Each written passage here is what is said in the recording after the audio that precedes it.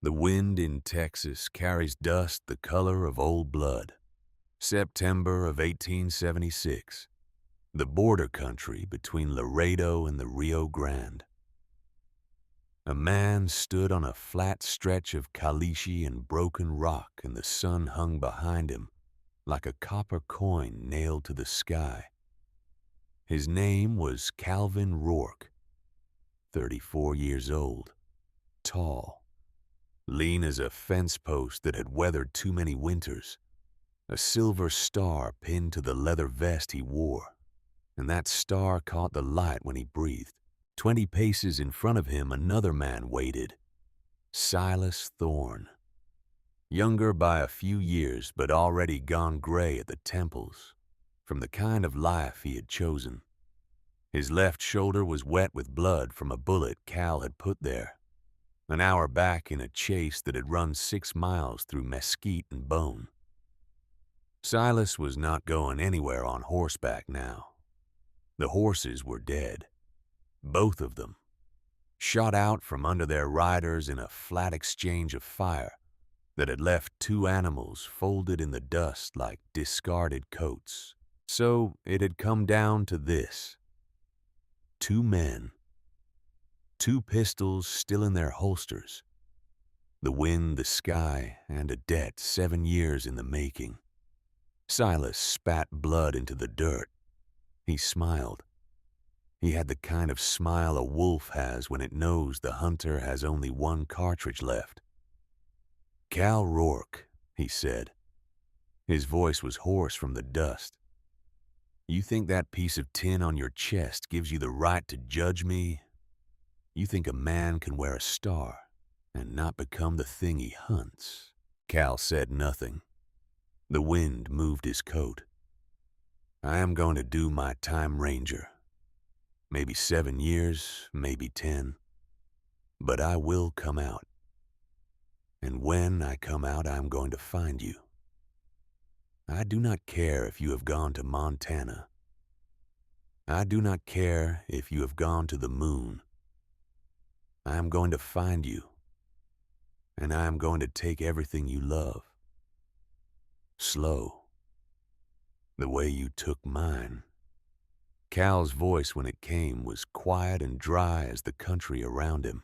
"I buried my wife last month, Silas, and my little girl beside her.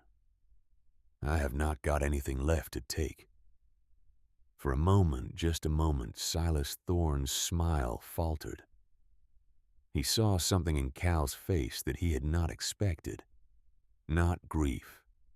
Something colder than grief.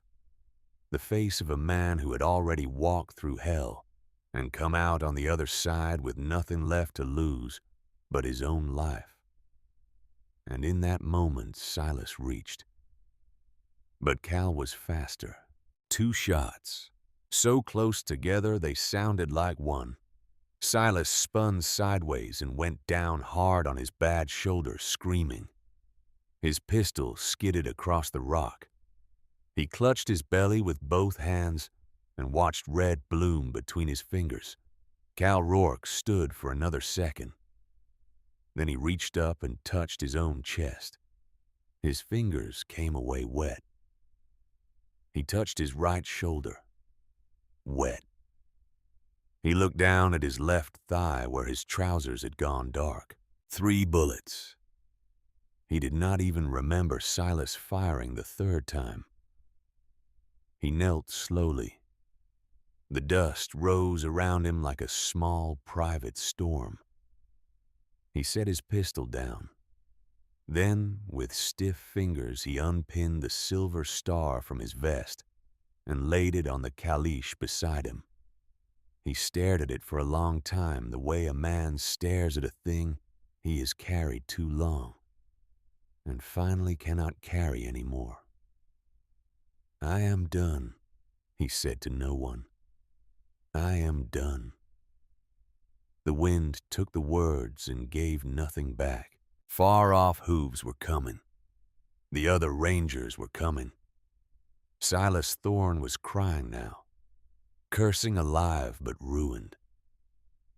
Cal Rourke sat in the dust beside his silver star and let the blood run, and the title rolled across the sky like distant thunder. The last oath of a Texas Ranger. Wyoming Territory. The autumn of 1883. 7 years had passed.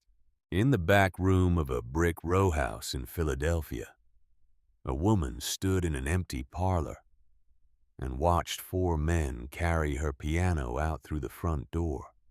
The piano was a Steinway walnut with brass pedals worn smooth by 20 years of music. Her husband had bought it for her on the 3rd anniversary of their wedding. She had played Chopin on it the night their first child should have been born, the child that never came. She had played it again the night their second hope died inside her. She had played it the morning her husband Edmund first put a bottle of laudanum in his coat pocket and pretended he had not. Now 4 men in canvas aprons carried it out into the rain. Her name was Margaret Ashford, 43 years old. People had called her Maggie once when she was a girl in a different city, in a life that no longer existed. Her hair was still dark, but a thread of silver ran along her temple now, like a road on a map. Her eyes were green and tired. Her hands, which had once been soft, were beginning to learn what hands could do when there was nothing left to lose. She watched the piano disappear into a wagon. The sheriff's clerk handed her a paper and asked her to sign it. She signed it. He tipped his hat without looking at her and went out. The house was very quiet then. She walked into Edmund's study. The shelves had been emptied. His medical books were gone, taken by the auctioneer. His instruments were gone. His diplomas were gone, sold for the gilt in their frames. The room smelled of the cigars he had stopped smoking 3 years before he died. And underneath that, very faintly, of the bitter brown medicine she had pretended for so long. She could not smell on his breath. She opened the drawer of his desk. It was empty. She reached to the back of it and pressed her hand against the wood. Years ago, when Edmund had been drunk and weeping in his chair, he had told her about a small space behind the drawer where he kept private papers. He had laughed about it. He had called it his confessional. She had thought he was making a joke about money. Her fingers found the catch. A panel slid aside. Inside was a leather ledger no bigger than a hymnal. She took it to the window where the light was better. She opened it. Pages of names. Pages of dates. Pages of numbers written in Edmund's careful doctor's hand. Some entries were ordinary medical orders, pharmacies, dosages, patients. But other pages, the later ones, the ones written in the last 2 years of his life, were different. The patients had no names, only initials. The amounts were enormous.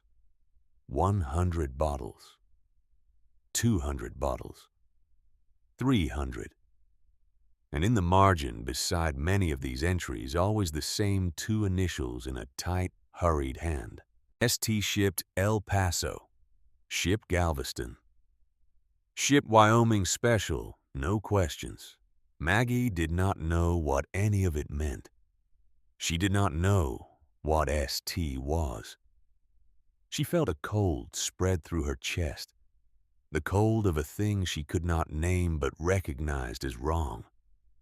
She thought of Edmund in his last months, the way he had jumped at footsteps in the hall, the way he had triple-locked the door at night, the way he had stopped sleeping at all near the end, the way he had been found dead at his desk one Tuesday morning with an empty bottle and a note no one had ever seen him write.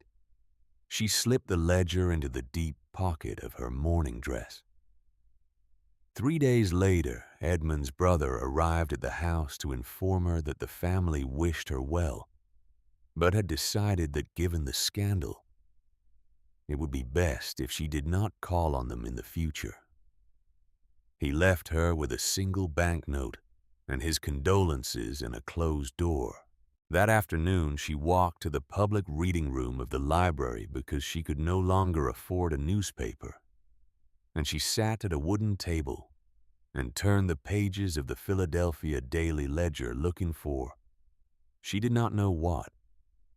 And on the back page, between an advertisement for a hair tonic and a notice about a missing dog, she found it. Rourke's Bend Ranch, Cedar Falls, Wyoming Territory. Cook wanted. Room and board provided. Inquire Briggs General Store. She tore the corner off and folded it small and put it inside her glove. She did not know yet that the initials in Edmund's ledger were the same man who had been waiting for 7 years to come for the man who had placed that advertisement. The train west took 6 days. She slept sitting upright in second-class cars with her carpet bag between her knees and Edmund's ledger pressed against her ribs like a wound. She slept one night on a bench in the Chicago depot because she had calculated wrong, and a porter let her stay because he said her face reminded him of his mother. She washed her face with cold water in train station basins. She ate bread and hard cheese, and once an apple a brakeman gave her. She read the advertisement so many times that the paper grew soft and her fingerprints darkened the corners. By the time the stage rolled into the long dust west of Cheyenne, she was thinner than she had been in Philadelphia. The shadows under her eyes had deepened. But something else had begun to happen, too. With each mile, the country grew larger and the air grew colder and emptier, and the weight of what she had left behind grew lighter. There was no one on this stage who knew her name. There was no one between here and the Pacific who knew about Edmund.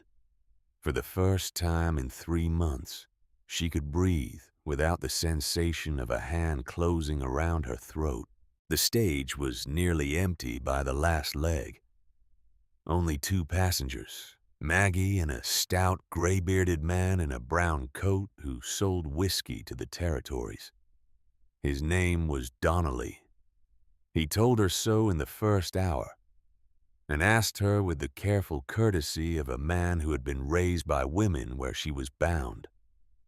"Rourke's Bend," she said. "It is a ranch near Cedar Falls." Donnelly did not answer for a long moment. The stage rocked. The driver above them whistled to the team. Maggie watched the man's face and saw something pass across it. "Ma'am," he said finally, "forgive me. Do you know whose ranch that is?" "A Mr. Rourke. They told me he needs a cook." Donnelly took a slow breath. He looked out the window at the rolling tan country. Then he turned back. "Mrs. Ashford, I am going to tell you something, and I am going to ask you not to repeat it. I knew of Cal Rourke when I lived in Austin. He was a Texas Ranger, the kind they wrote about in the papers.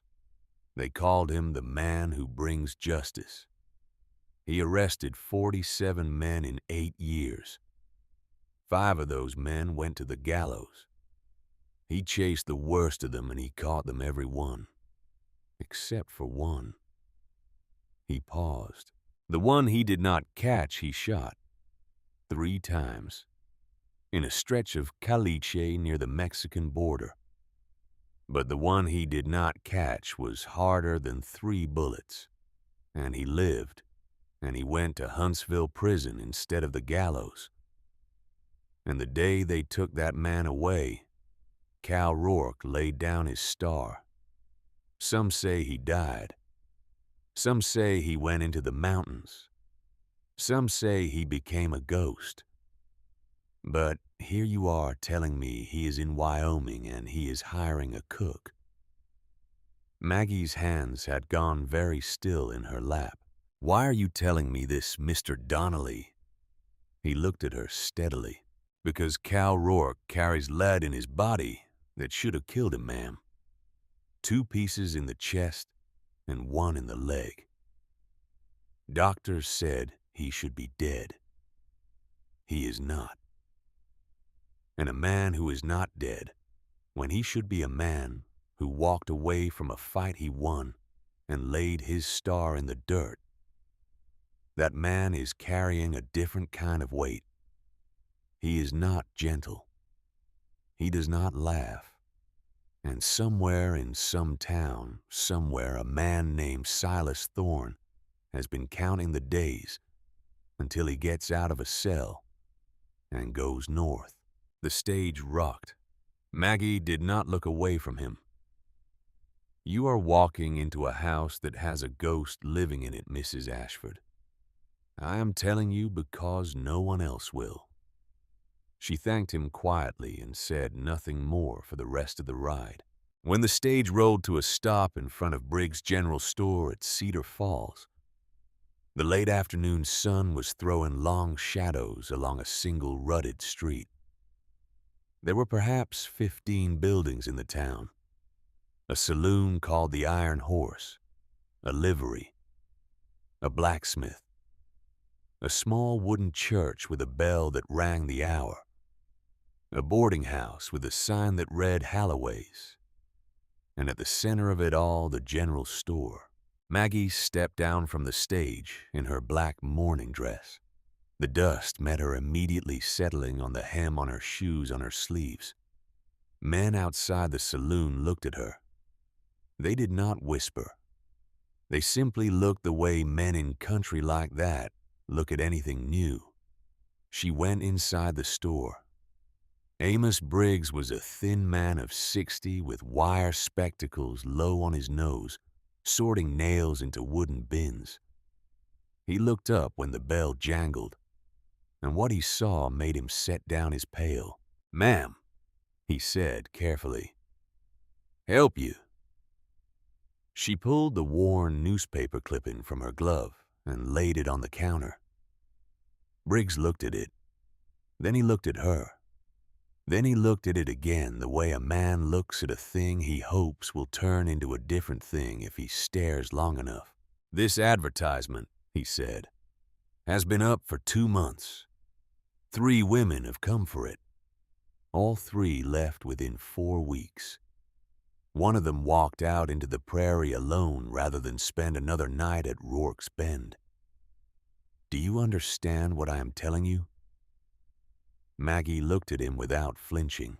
"Mr. Briggs," she said, 3 months ago I buried my husband.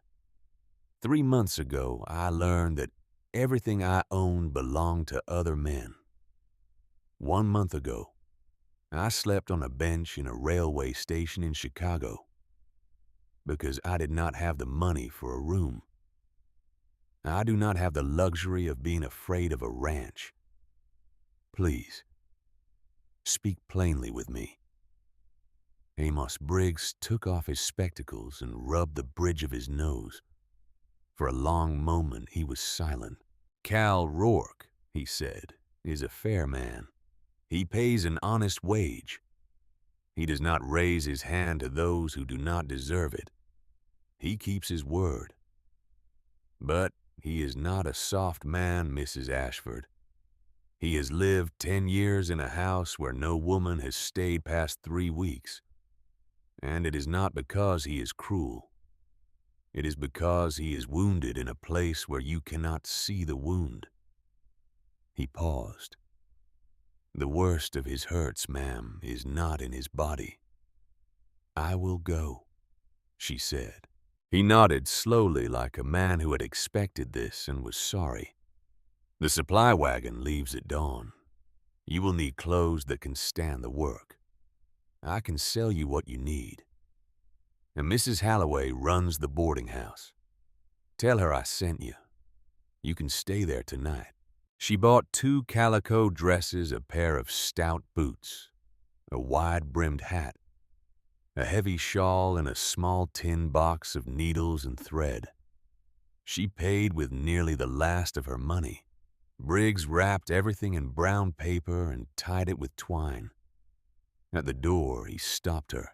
"One more thing, ma'am. If you take this job and you stay, you may at some point hear things about Cal Rourke. Stories from Texas. Names. Numbers. Things that sound like rumors. I will tell you this. He earned every bit of his reputation, and he paid for it. Do not be afraid of him.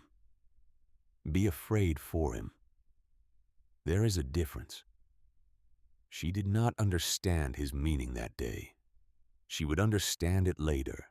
That night at Holloway's, she sat by a small window in a small room and watched the street empty as the lamps were lit. Widow Holloway brought her a bowl of stew and a piece of brown bread, and did not ask her business.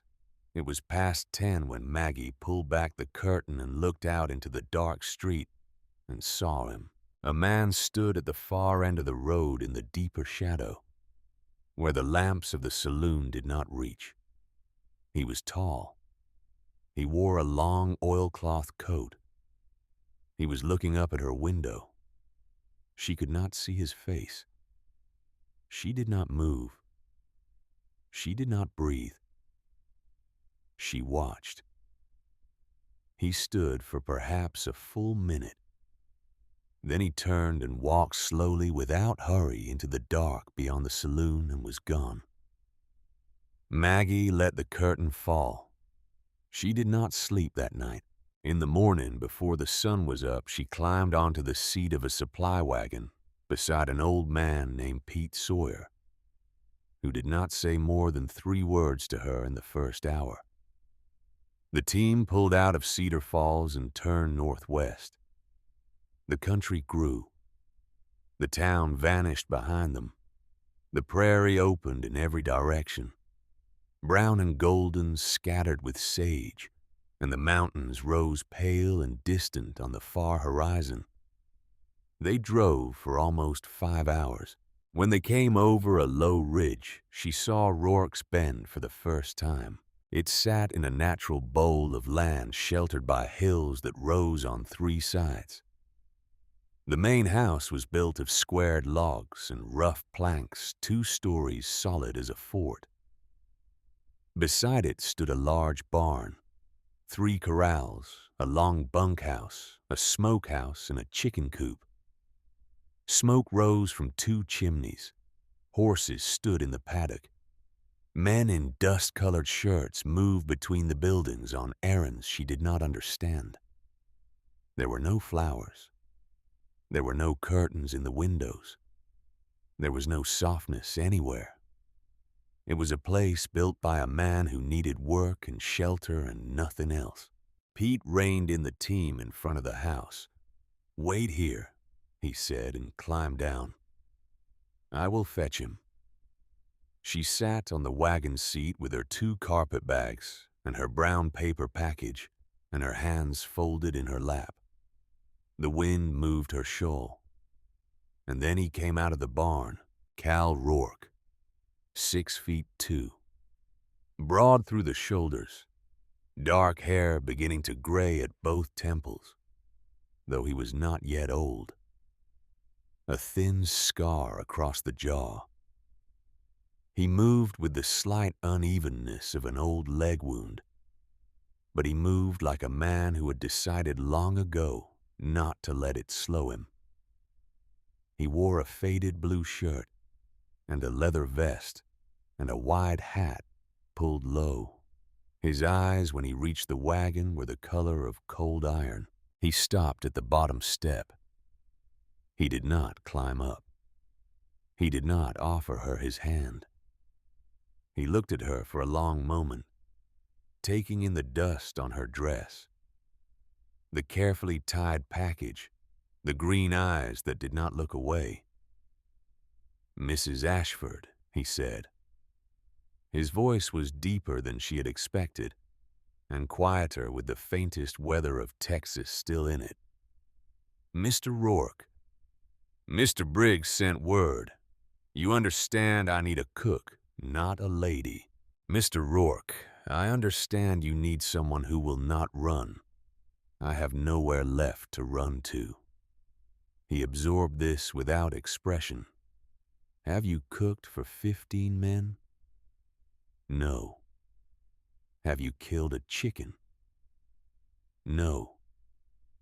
Have you carried a 40-pound bucket of water from a well in winter? No." His mouth tightened slightly. Not a smile. Something just short of it. "Then what makes you think you can do this work, Mrs. Ashford?" She lifted her chin. "I have stood beside a drunk surgeon while he operated on a child. I have sewn a man's hand closed when he fell down a staircase. I have stood in a courtroom and listened to creditors read out my name as if it were a sentence. I do not know how to kill a chicken, Mr. Rourke, but I have learned harder things than that. I am willing to work." The wind moved between them. Somewhere a horse snorted. Cal Rourke looked at her for a long time, and then, with the smallest motion of his head, he nodded. "1 week," he said. "If you do not run within 7 days, we will speak again. Pete will take your bags." He turned to walk back to the house. Then he stopped, and without turning all the way around, he said one more thing. "Mrs. Ashford." "Yes." "This house forgot how to laugh a long time ago. I do not care if you can fix that or not. But if you can, it would be a good thing." Then he was gone. She stepped down from the wagon. The kitchen of Rourke's Bend was a battlefield from the moment she walked into it. The stove was a black cast-iron beast that occupied an entire wall, and it had moods the way some horses have moods. The chopping table was scarred to the grain. The shelves held flour and beans and salt and lard, and not much else. Knives needed sharpening. The water bucket was empty. There was a quarter of beef hanging in the cold room and a string of dried onions and a sack of potatoes that wanted picking through. She had 4 hours before 15 men would walk through the door. She tied her apron. She started the fire. The fire died. She started it again. The fire roared up and ate 3 sticks of kindling in a minute. She adjusted the damper the wrong way. Smoke filled the room. She opened the back door. Cold air blew in. The fire died again. She sat on the floor for a moment with her face in her hands. Then she stood up. She tried again.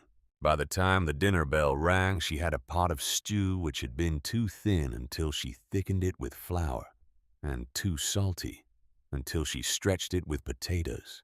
She had a tray of biscuits, which were burned slightly on the bottom and pale on the top, because she did not yet understand that the right side of the oven ran hotter. She had coffee that could strip paint. The men came in one at a time. A young man with sand-colored hair and freckles no older than 22 gave her a careful nod. Tucker Hayes. An older man with 3 medals he never wore on a wall in the bunkhouse, and a tin cup hooked permanently to his belt. And the slight hesitation of an old leg wound sat down without speaking. Old Roy Madsen. The boys called him Tin Cup.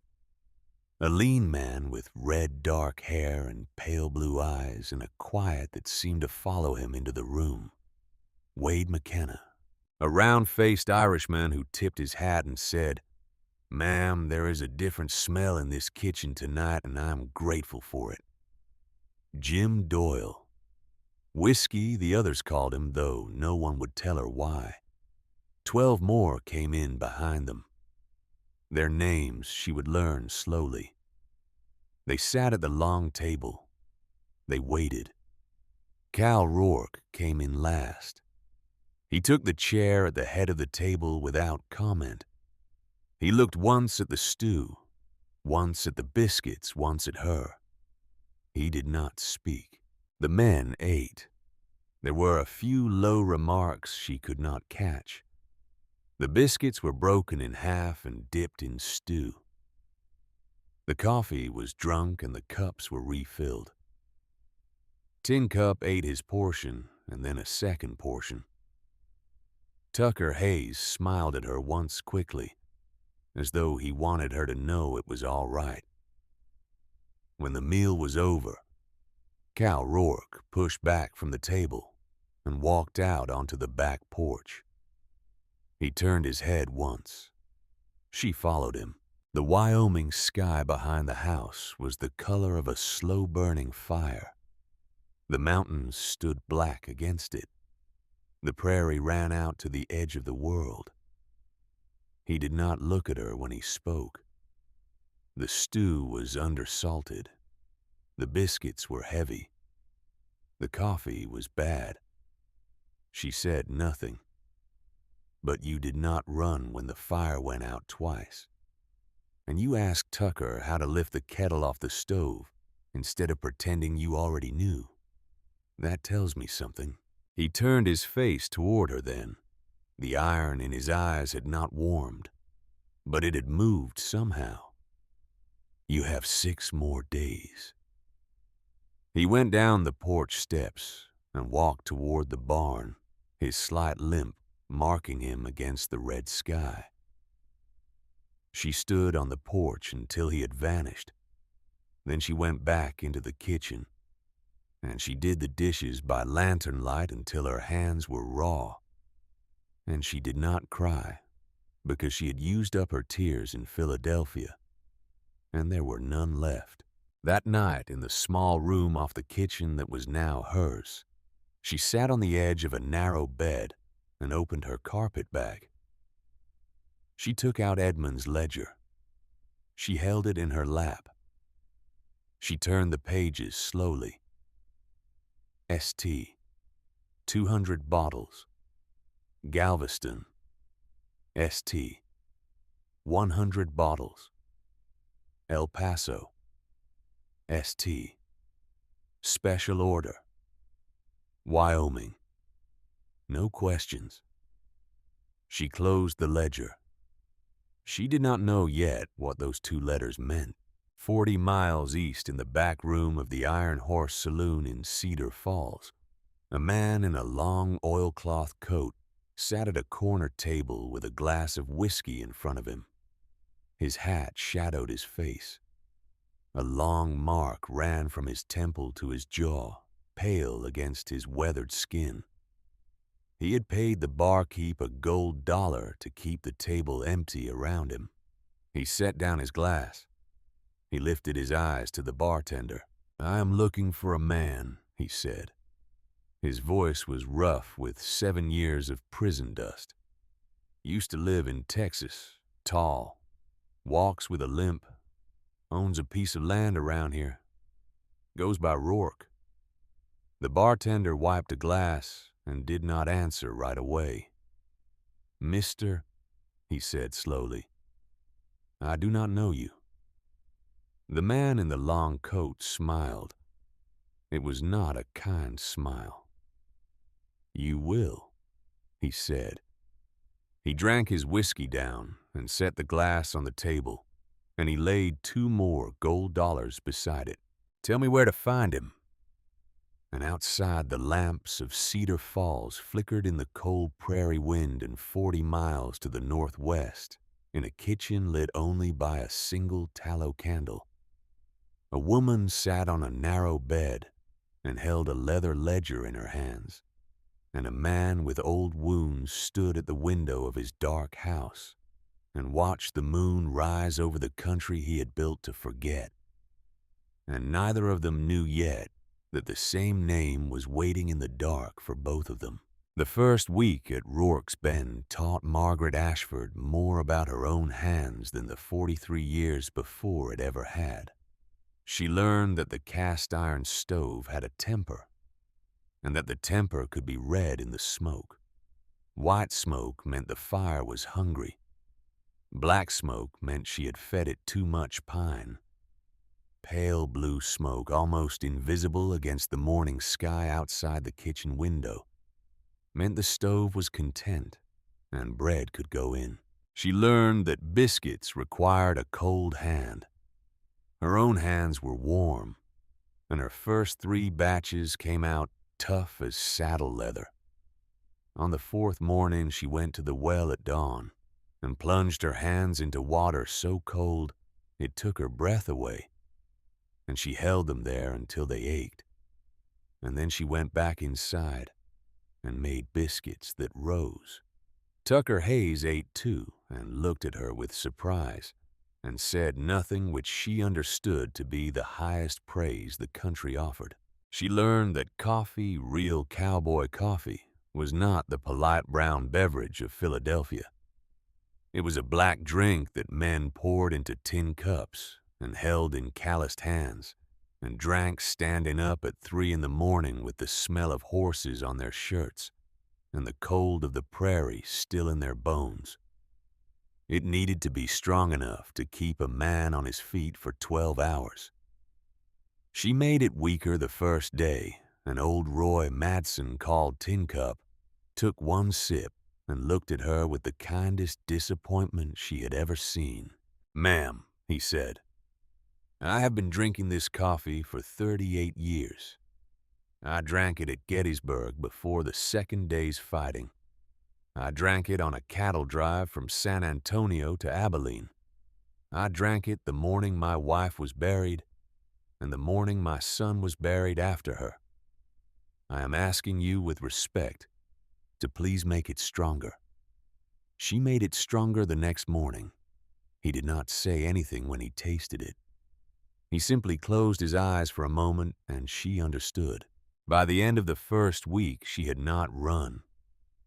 By the end of the 2nd, the men had stopped looking at her like a stranger and started looking at her like the keeper of the kitchen, which on a ranch is something close to a queen. They tracked less mud in.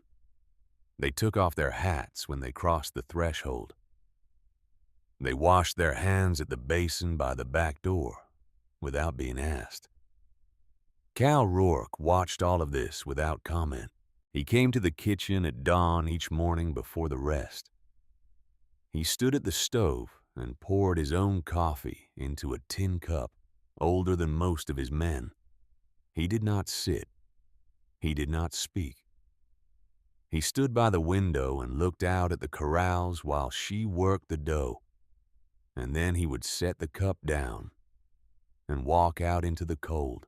This was the closest thing she had to company in those first weeks. She came to listen for his step on the porch boards. He came to listen for the sound of her stove door opening before the rest of the world was awake. Neither of them said a word about it. The 3rd Monday she was at the ranch, Margaret burned a tray of biscuits.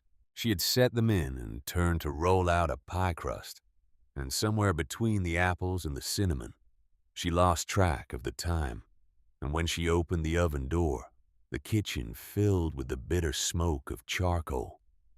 The coffee pot at the same moment chose to boil over and douse half the fire, and as she lunged to grab the pot, her elbow knocked the milk pail off the table, and a morning's worth of fresh milk went across the kitchen floor in a slow white tide. She stood in the middle of it, the smoke, the hissing stove, the white river of milk, the blackened biscuits. 12 minutes until the breakfast bell. "Damn this stove," she said very softly. "Damn it to hell." "Language, Mrs. Ashford." She turned. Cal Rourke stood in the doorway.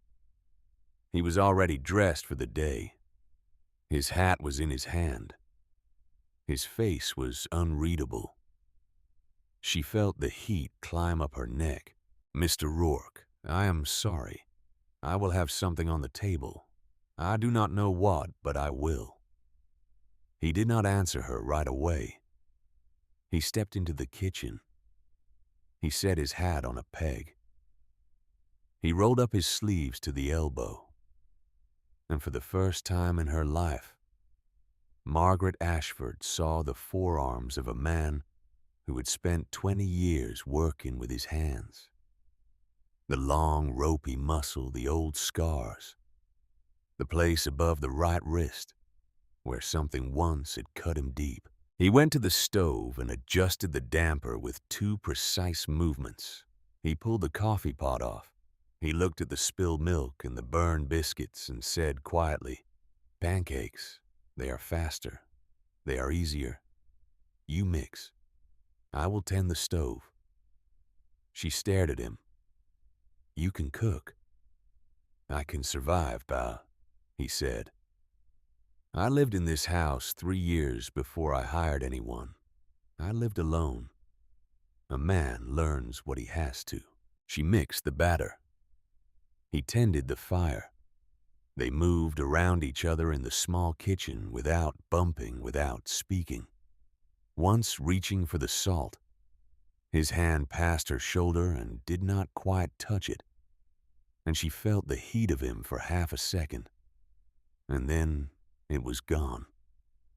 When Tucker Hayes pushed open the back door with the morning eggs in a basket and saw his boss at the stove turning pancakes with a flat iron, he stopped in the doorway with his mouth half open.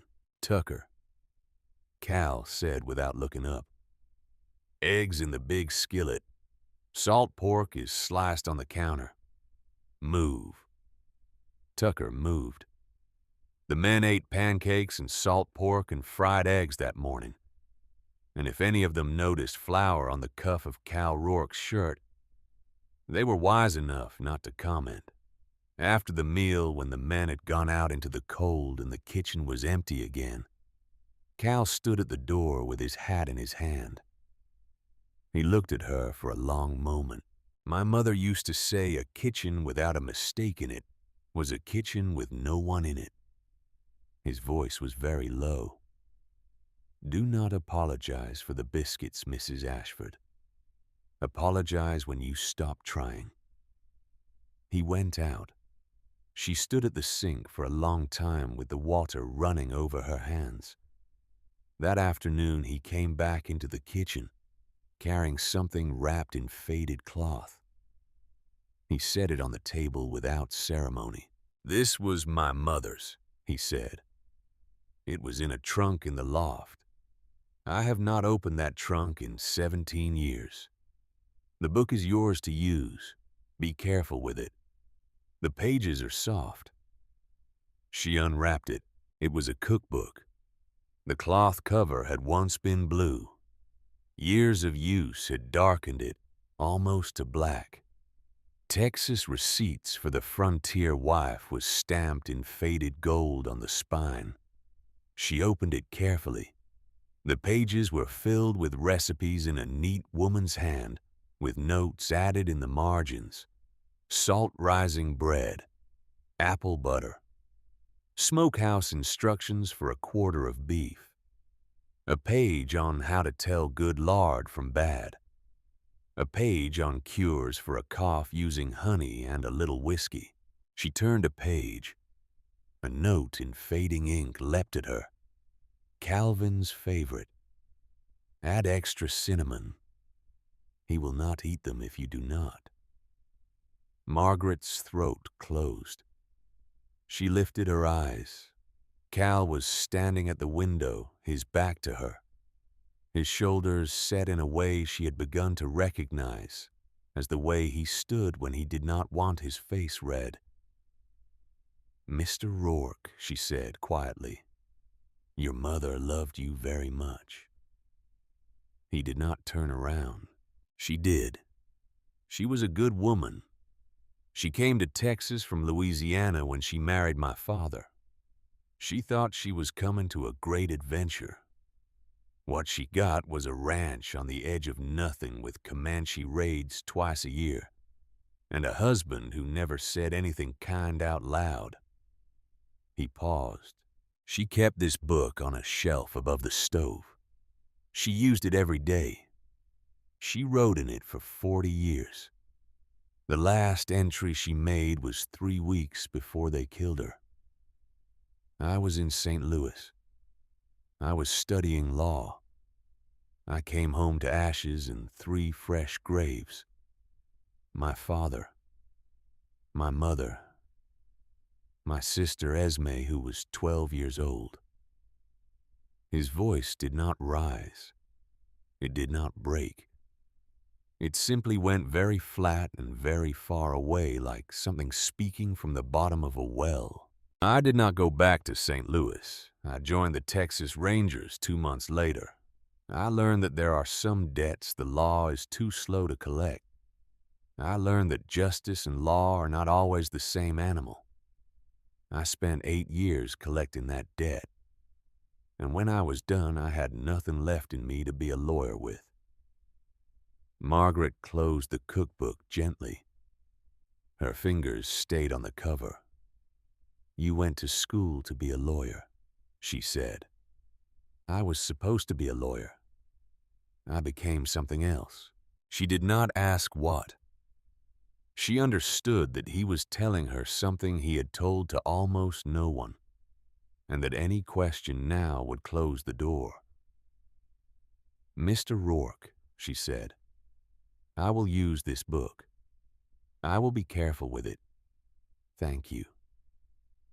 He turned then, and for the first time since she had come to Rourke's Bend, she saw something other than iron in his face. It was not warmth exactly. It was the place where warmth might live if a man let himself live there again. "Use it," he said. "It is meant to be used. Pages that are not turned are pages that are forgotten." He picked up his hat and went out. She sat at the table for a long time with her hand on the soft cloth cover of his mother's book, and she understood that she had been entrusted with something that no city woman in a parlor on Walnut Street could have understood, and that nothing in her former life had prepared her to deserve. A week later, the kitchen became a hospital. Margaret was kneading bread when she heard the shouting in the yard. She wiped her hands on her apron and stepped out the back door. 4 men were carrying Tucker Hayes between them. His right arm was hanging at the wrong angle, and his face was the color of old paper. "His horse spooked at a rattler," one of the men said. "Threw him on his shoulder. We think it is broke clean, ma'am." She did not hesitate. "Bring him in. Lay him on the long table. Move the lantern closer. Wade, I need straight strips of pine 2 feet long, 4 of them. Whiskey, the bottle from the cupboard. Not the one in the cabinet. I need clean cloths torn into strips 3 fingers wide. Someone hold his head still and someone hold his good shoulder. Do not let him jerk." The men obeyed her without comment, which surprised them all later. Cal Rourke appeared in the doorway. He took one look. He came inside. He did not ask. He went to the head of the table and placed his hands on Tucker's shoulders to brace him. Margaret felt along the bone. The break was clean. No splinter. No piercing. She had seen this kind of injury a dozen times in Edmund's office. She looked at Tucker. "This is going to hurt for 1 second, and then it is going to feel better than you can imagine. Do you trust me?" Tucker was 22 years old, and his face was pale, and his eyes were very wide, and he said, "Yes, ma'am, I trust you." She set the bone. He yelled once, and then he went very quiet, breathing hard, and she could see in his face the moment the deep pain eased, the moment the bone settled back where it belonged. She splinted the arm with the pine strips and bound it with the cloth, and tied the sling tight enough to hold but loose enough not to cut off the blood. She washed her hands. 6 weeks, she said to him. No work with that arm, none. Light walking, eat well. If a fever comes up, you tell me at once. If the fingers go cold or blue, you tell me at once. Do you understand? Yes, ma'am. The men carried him to the bunkhouse to rest. Cal stayed. He stood at the table while she rinsed her hands in the basin and watched her with an intensity that she could feel along the back of her neck. Mrs. Ashford, he said quietly, where did a Philadelphia widow learn to set a bone like that? She dried her hands on a clean cloth. She looked at him. She had not meant to say it, but there was something in his face that did not let her lie. When you are married to a surgeon, she said, who drinks too much laudanum to hold a knife steady, you learn to finish the work. I did not assist Edmund Mr. Rourke. There were many nights when I performed the work and he watched from a chair. I have set bones. I have stitched wounds. I have delivered children when the midwife could not be found. I have removed an appendix from a stable boy on my own dining room table when Edmund was insensible upstairs. I am not what I appear to be. I never have been. I am sorry if that is an unwelcome surprise. Cal did not speak for a long moment. Then he said, Mrs. Ashford, the day I met you, I thought I had hired a cook. I see now I hired something else. I am not surprised. I am grateful. He picked up his hat. You saved that boy's arm. Tucker lost his father in the war when he was 4 years old. I have known him since he was 16. He is the closest thing to a son I have. You did not just set a bone today. Whatever you need, you ask me, and you will have it. He walked out. She sat down at the table because her knees had gone weak and her hands had begun to shake, which was the only place in the world it was safe for them to shake in the empty kitchen after the work was done. The storm came 2 weeks before the dance. It came the way Wyoming storms always come, which is to say, without warning and without mercy. Wade McKenna walked into the kitchen at 4 in the afternoon with his hat in his hand and dust on his shoulders and said, Cal, there is a wall coming down from the northwest. Black ice. We need every hand on the upper pasture, or we lose half the herd by morning. Cal looked once at the sky out the window. The sky had gone the color of wet slate. Saddle up, all of you. Within the hour, 15 men rode out into the gathering wind. The temperature dropped 20 degrees before the last of them was out of sight.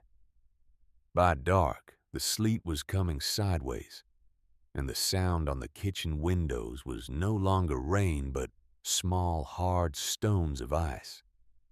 Margaret stood at the window with her arms crossed against the cold and watched it come.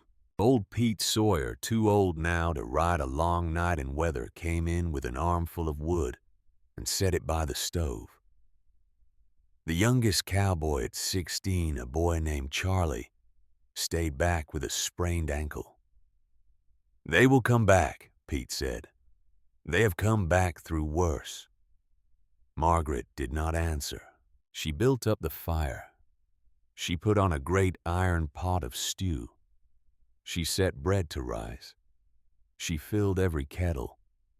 She tore old shirts into bandages and stacked them on the table. She did not let herself think about what she was preparing for. The first 3 men came back at midnight, half frozen, leading a horse with a broken leg between them.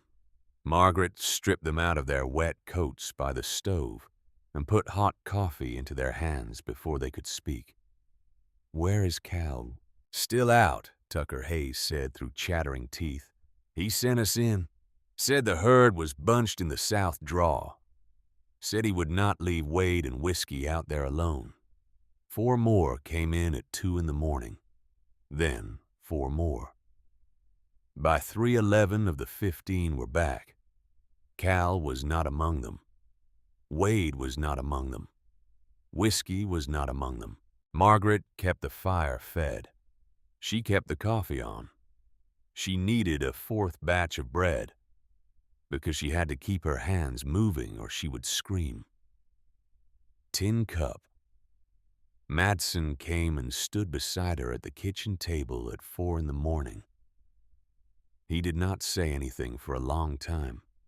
Then he took his tin cup from his belt and set it on the wood.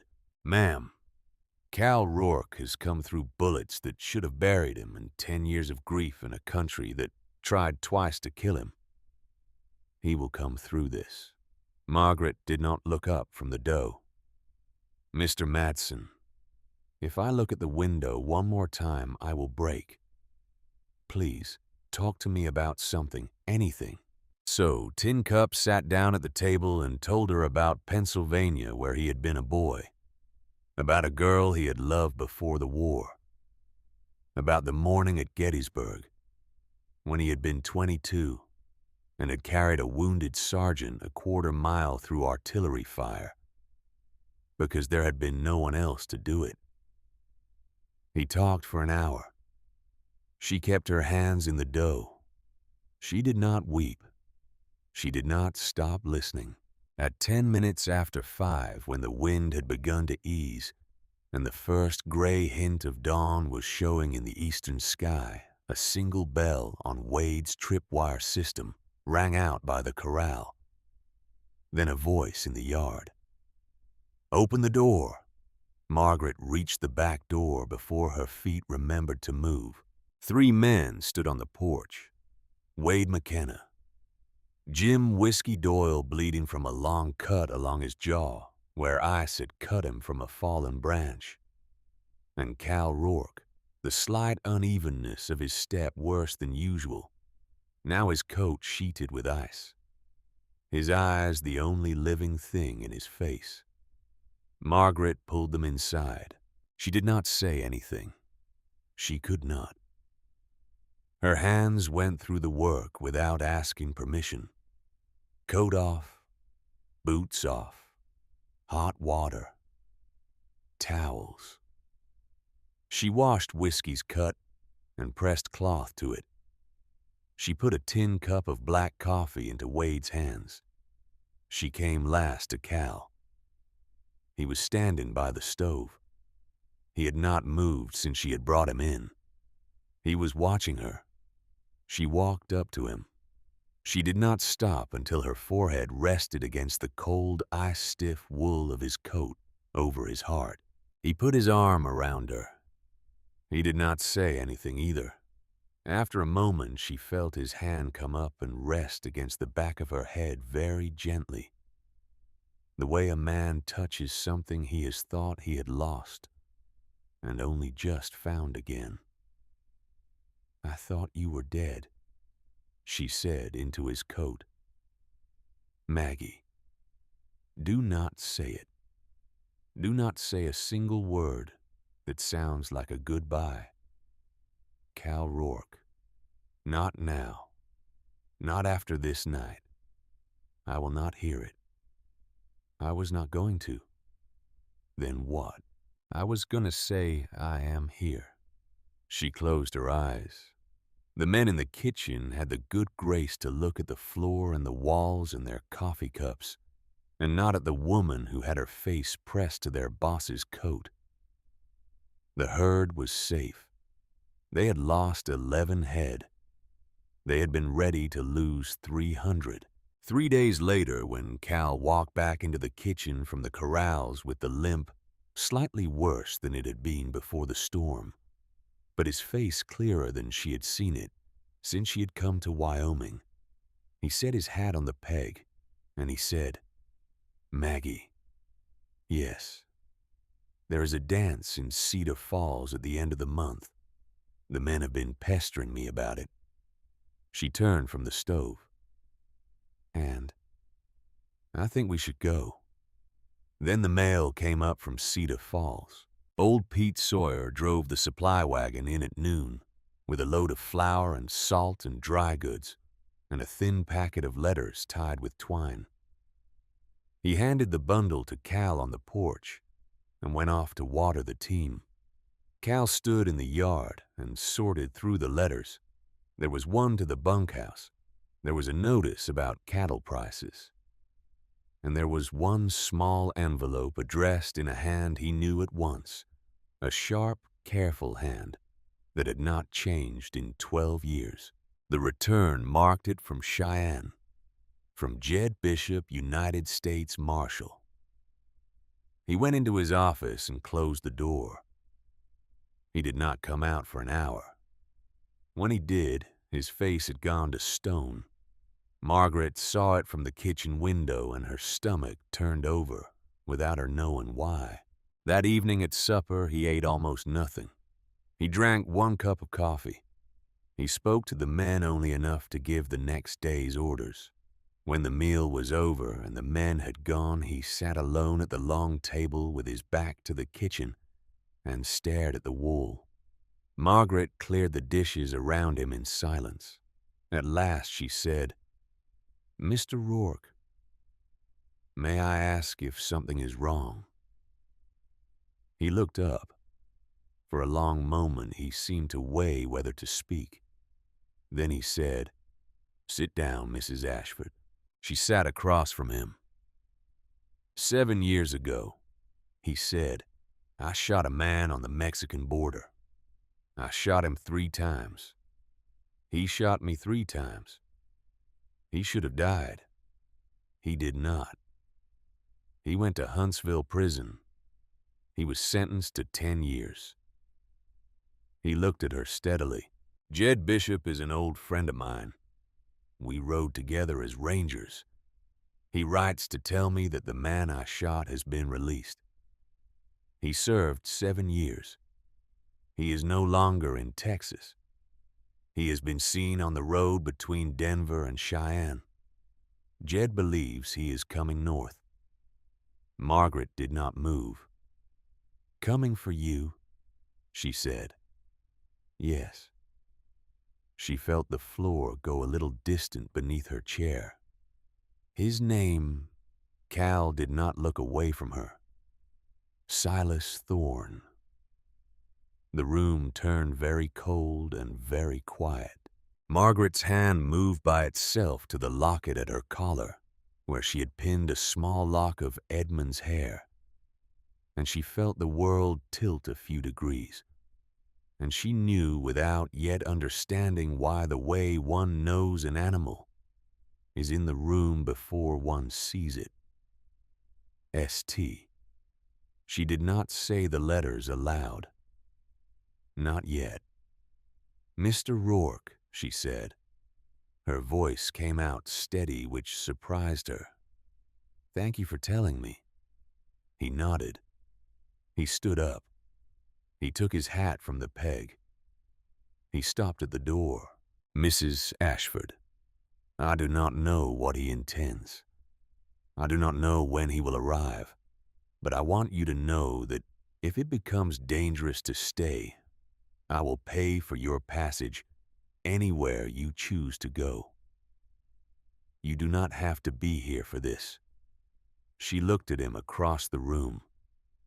"Mr. Rourke, I have run as far as I am going to run in this life. Whatever is coming, I will be here when it comes." He looked at her for a long moment. He did not argue. He nodded once and went out into the dark. She stood at the kitchen sink for a long time after that. The autumn dance at Cedar Falls came at the end of October. Cal did not normally go. He had not gone in 3 years. But the men had been working hard, and the cattle had come in fat, and the harvest had been good. and he announced at supper one Sunday that the wagon would leave for Cedar Falls at noon on Saturday, and the men whooped like boys. He said to Margaret in the kitchen afterward, "You will need supplies, cloth, sugar, spices that the boys have been asking after. Come along.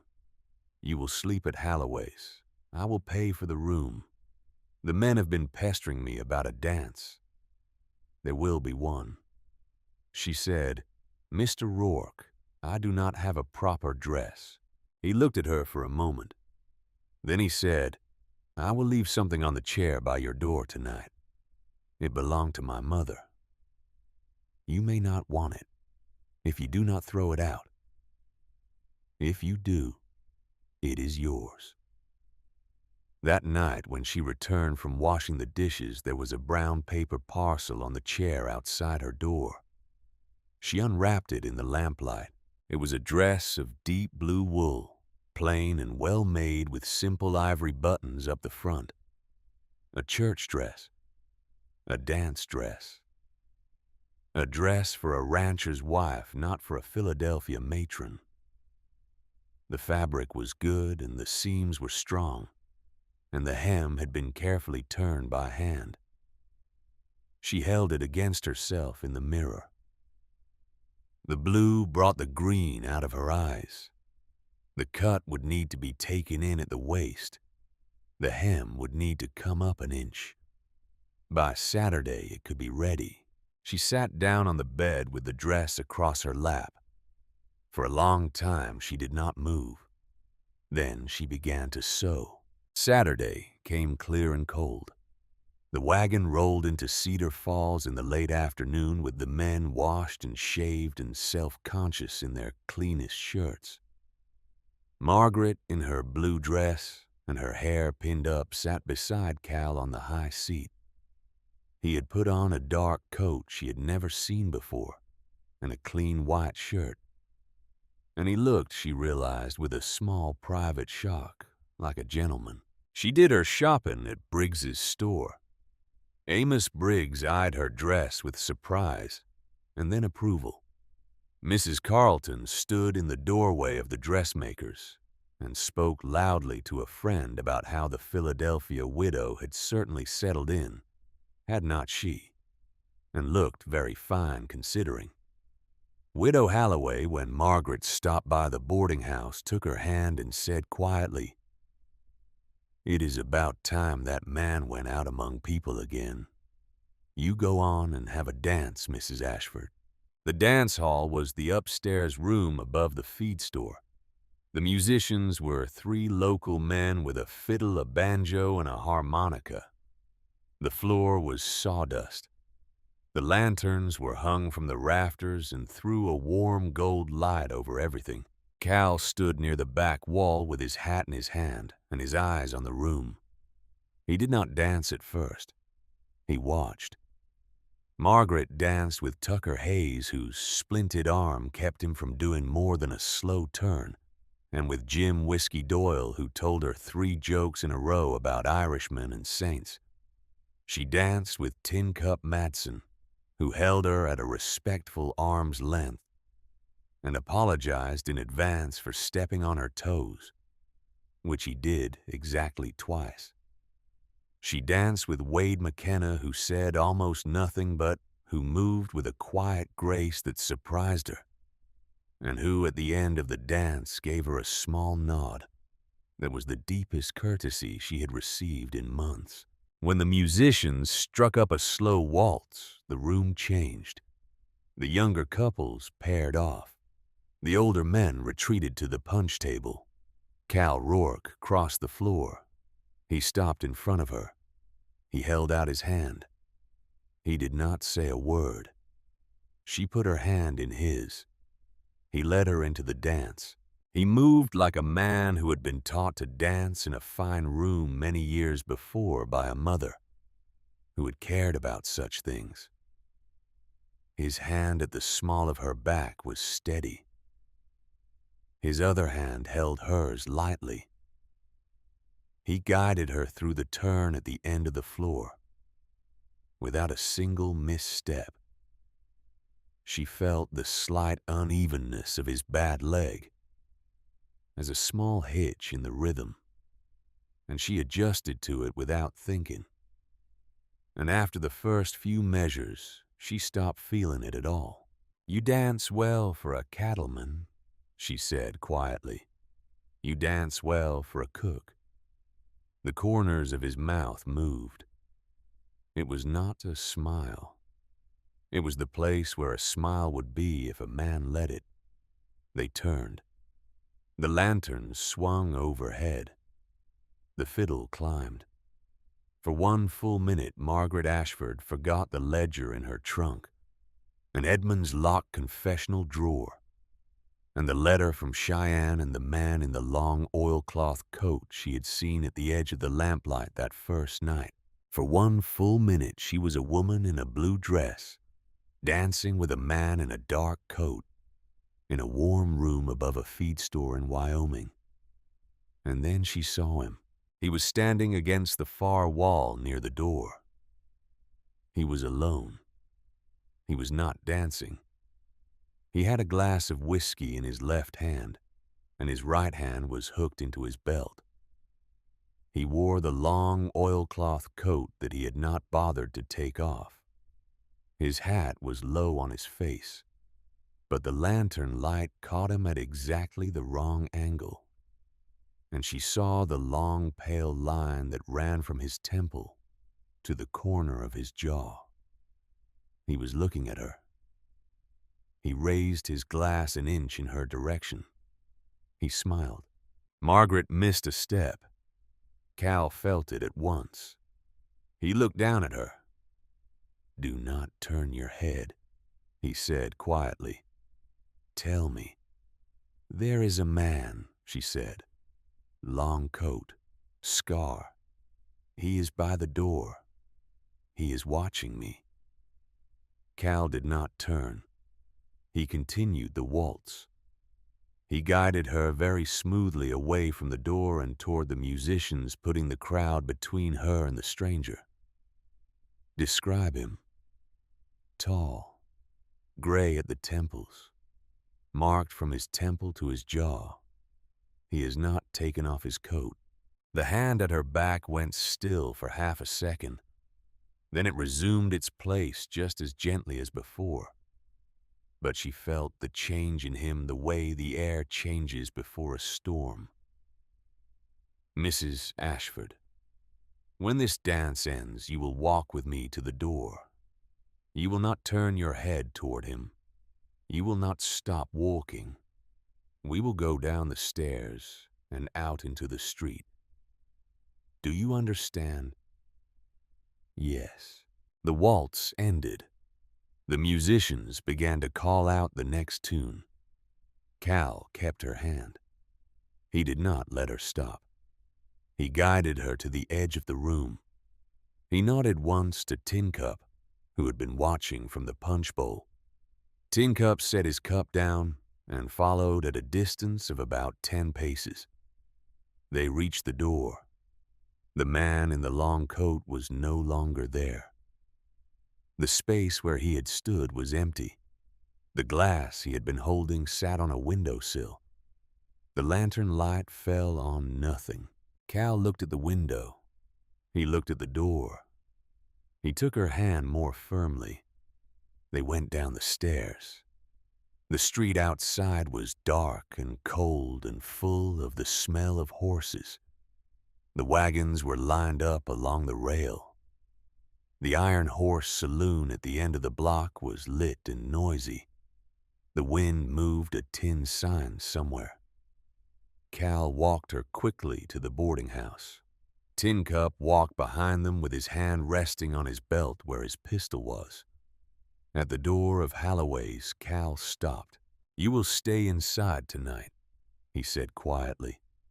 "You will lock the door. You will not open it for anyone but me or Tin Cup or Tucker. Do you understand?" "Yes." He hesitated. Then he said, "Mrs. Ashford, I am sorry." "For what?" "For bringing this to your door." I thought I had more time. She looked up at him. Mr. Rourke. He was looking for me before he ever knew I was at your ranch. He did not understand her yet. She watched him, not understanding. She reached up before she could stop herself, and she laid her hand against the rough wool of his coat over his heart, where one of the bullets had gone in 7 years before. Cal, she said. The name came out without permission. There is something I must tell you, but not tonight. Tomorrow, when we are home. His hand came up and covered hers against his chest. Tomorrow, he said. She went inside. She locked the door. She went up to her room. She did not sleep. In the room she had taken at the back of the boarding house, she sat on the edge of the bed, with Edmund's ledger open across her knees, and she read the entries in the lamplight, one by one. St. 100 bottles. 200 bottles. Special order. Wyoming. No questions. St. Silas Thorne. The man at the dance had said her husband's name. Edmund had been his supplier. Edmund had died of an overdose alone at his desk on a Tuesday morning with no note in his own hand. Edmund had been afraid in his last months, jumping at footsteps, locking and relocking the door. Edmund had not killed himself. She closed the ledger very slowly. She set it on the small table beside the bed. She looked at the door. She listened to the silence of the boarding house. Outside, somewhere down the street, a man laughed in the saloon and another man cursed at a horse, and the wind moved against the window glass. And 40 miles to the northwest, at Rourke's Bend Ranch, the lamp in the main house burned all night long. Cal Rourke did not sleep either. He sat at the long kitchen table in his dark house, with his pistol on the wood in front of him, and a single tallow candle burning low. And he stared at the door and waited for morning, because something had finally come back for him, after 7 years. And he meant to meet it on his own ground when it came. In the morning, he would learn that the woman who had set Tucker's arm and made his men laugh again was carrying the very ledger that could send the man on a rope to the gallows. In the morning, he would understand that her husband had not died by his own hand. In the morning, the two graves that had been calling to each other across 2,000 miles would finally know whose names they had been calling. But that was the morning. Tonight, the candle burned and the wind moved the dry grass outside. And somewhere in the dark country between Cedar Falls and Rourke's Bend, a man with an old wound on his face was sitting his horse in the cold and looking at the lights of a distant ranch through a pair of brass field glasses. And he was counting them one by one the way a man counts the days he has waited in a cell to come and do what he had come to do. She came home to Rourke's Bend the next afternoon in the back of the supply wagon, with Edmund's ledger wrapped in oilcloth and pressed against her ribs beneath her shawl. Cal rode beside the wagon on a tall bay gelding. He did not speak the whole way. His eyes were on the country. Every ridge, every stand of cottonwood, every dry creek bed where a man might wait with a rifle. The slight unevenness of his bad leg meant nothing in the saddle. He sat the horse the way a man sits a chair he has owned for 20 years. Tin Cup Madsen rode behind the wagon, and Wade McKenna rode ahead. And Tucker Hayes, who had refused to be left behind despite his splinted arm, drove the team with his good hand, and a length of rein looped around his bandaged wrist. None of them spoke either. The wind moved the brown grass. The sky was a hard, pale blue. When the buildings of the ranch came into view in the long bowl of land below them, Margaret felt something move in her chest that was not quite relief and not quite grief. It was the feeling of coming home to a place that had not yet finished, becoming a home but had stopped being a place she was only passing through. She climbed down from the wagon at the porch. Cal stepped down from his horse. He looked at her. She looked at him. "Inside," he said. She followed him through the front door of the main house. He had never invited her past the kitchen door of the main residence in 2 months at Rourke's Bend. Now he led her down a short hall to a room she had never seen his office, with a heavy oak desk and shelves of agricultural journals and a few books of poetry, and a small framed daguerreotype on the wall of a young woman in a high collar with a little girl on her lap. He closed the door. "Now," he said, "tell me." She unwound the oilcloth and set the ledger on his desk. "My husband," she said, "was a doctor. He became addicted to laudanum in the last 6 years of his life. After he died, I was told he had taken his own life. I believed that. I believed it because I had been telling myself for years that he was capable of it, and because the alternative was unthinkable.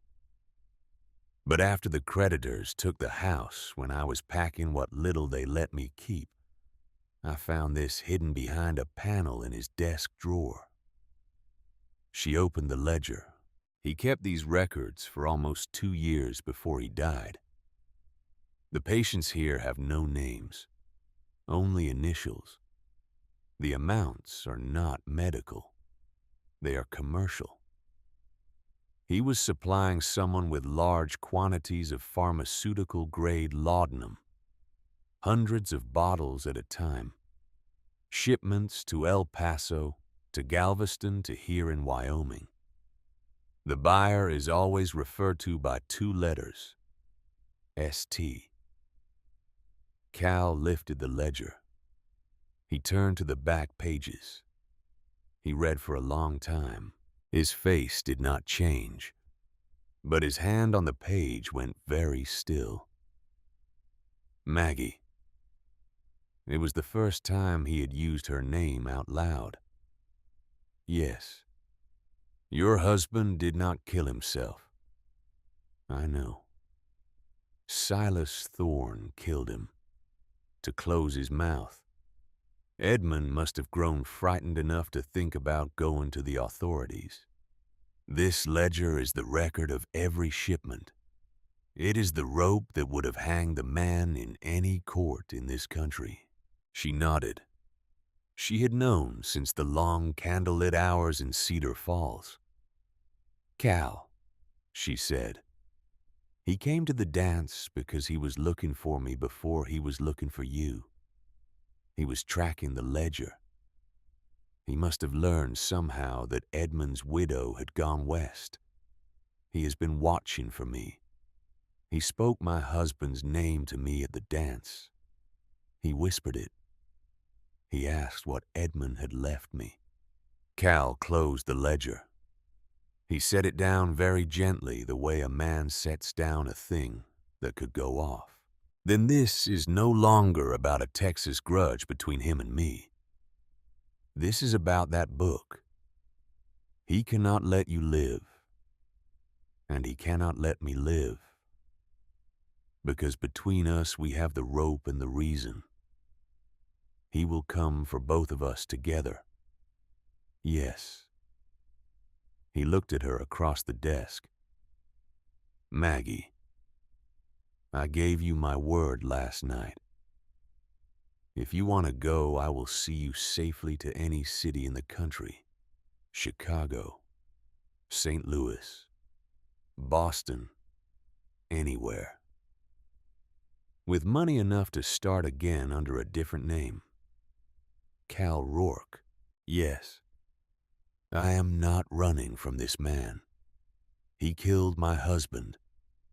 He is coming for the men I cook for. He is coming for you. I will not run." He looked at her for a long moment, and something in his eyes moved. "Then we will meet him here," he said. They told the men that night. Cal gathered the whole crew in the kitchen. 15 men in dust-colored shirts, hats in their hands, standing along the walls. Tucker Hayes with his splinted arm. Tin Cup Madsen with his slow, careful breath. Wade McKenna leaning against the door frame in his quiet way. Whiskey Doyle and 12 others.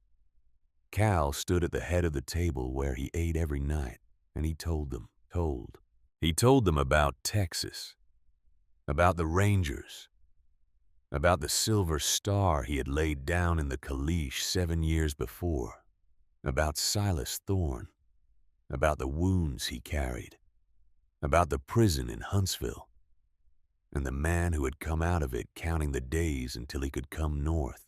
He told them about Edmund Ashford, the Philadelphia surgeon, and the ledger that proved a network of stolen pharmaceutical laudanum and the dozen other doctors across the country who had been forced or paid into supplying it. He told them that Margaret Ashford was Edmund's widow, and that the man coming for him was coming for her too. "I will not pretend to you," he said, "that this is your fight. It is not. You signed on to a cattle ranch. You signed on to ride for a brand. You did not sign on to defend a man's old debts. Any man who wants to ride out tonight will be paid through the end of the year and given a horse and my thanks. There will be no shame in it. There will be no story told later that anyone ran. I will say myself that you were sent." He paused. "But I am not leaving, and I have asked Marshal Jed Bishop in Cheyenne to come up. He has not yet answered. He may not get here in time. So I am telling you what I know." The kitchen was very quiet. Tin Cup Madsen took his tin cup off his belt. He set it down on the table. He cleared his throat. "Cal," he said, "I fought at Gettysburg. I was 22 years old. I saw things in 3 days there that I have not been able to wash out of my head in 40 years. I have ridden for you for 9 seasons. You took me on when no other outfit would have an old man with a bad leg and bullets buried in him. You paid me a fair wage and you fed me, and you did not ask me to be young again. If a man is riding up here to take that from me, then he will have to ride over me first. I am not leaving." He sat down. Tucker Hayes stood up. His voice was younger and rougher. "My father died in the war when I was 4. I do not remember his face. I remember my mother washing other women's laundry until her hands cracked open. I came to this ranch when I was 16. Cal Rourke is the man who taught me to rope and to read a brand and to keep my word. I am standing with him." He sat down. Wade McKenna spoke from the doorway. He did not move from it. "I rode with you in Texas, Cal. I have not forgotten. I am here." Whiskey Doyle grinned a tired Irish grin and said, "Boss, I have never in my life turned away from a fight that had whiskey women and a fair chance of getting shot. This one has all 3. I am in." One by one, the rest of them spoke. Some said only a few words. Some said only their names.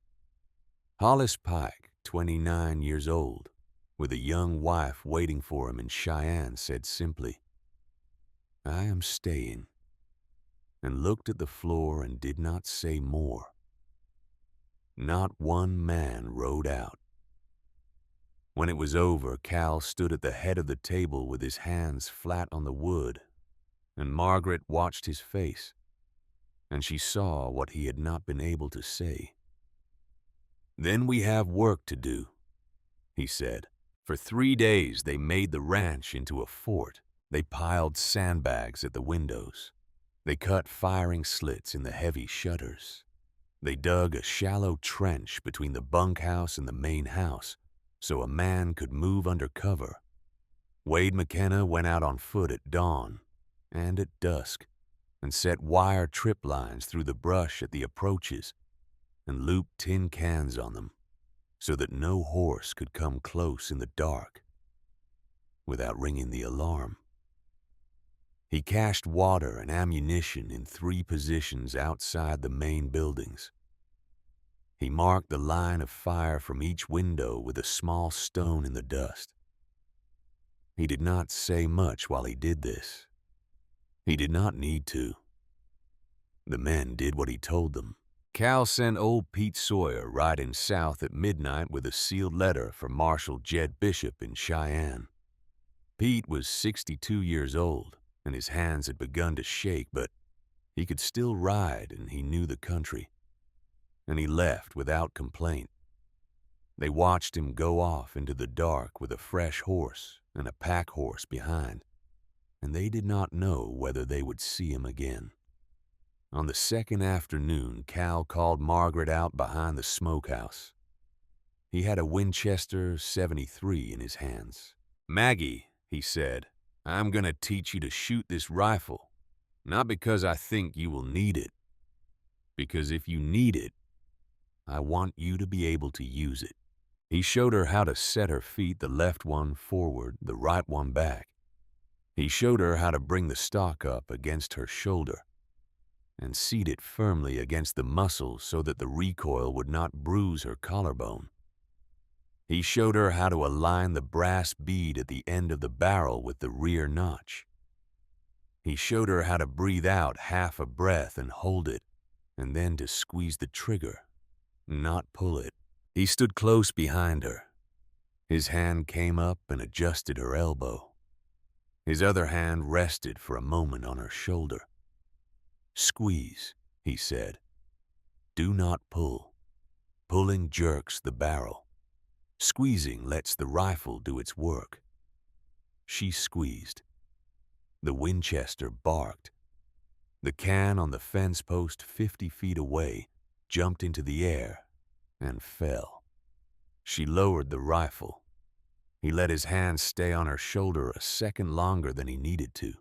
"Cal," she said. She did not turn around. "There is something I have to say to you." "Not now, Maggie." "Yes, now." "No." His voice was very quiet. "Not now. If you say it now, it will sound like a goodbye. I do not want a goodbye.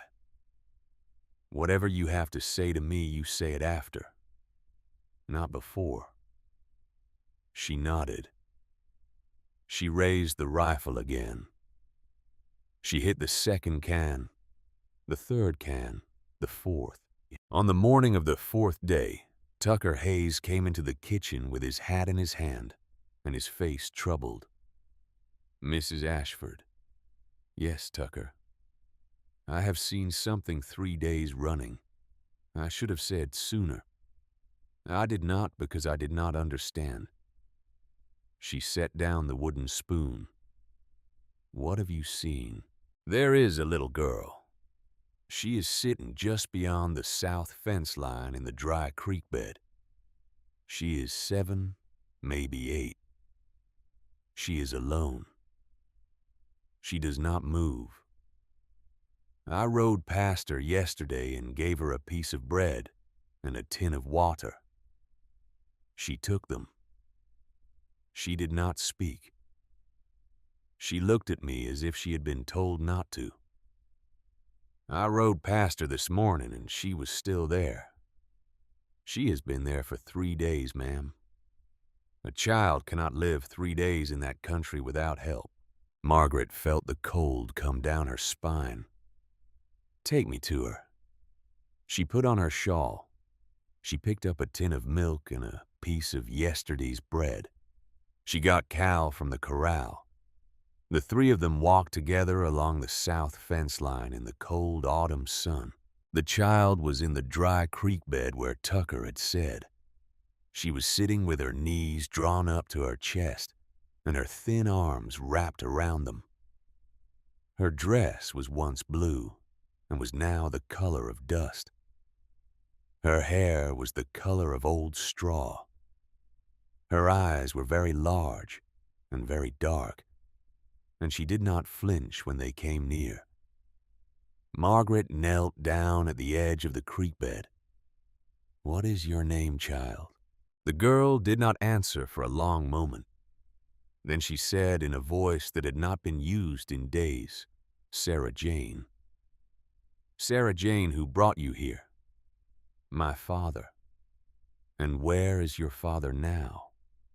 The girl's eyes did not move. "He said I had to stay here. He said if I moved, he would know and he would come back.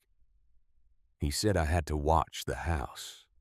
He said when the shooting started, I had to remember whose side I was on." Margaret felt Cal go very still beside her.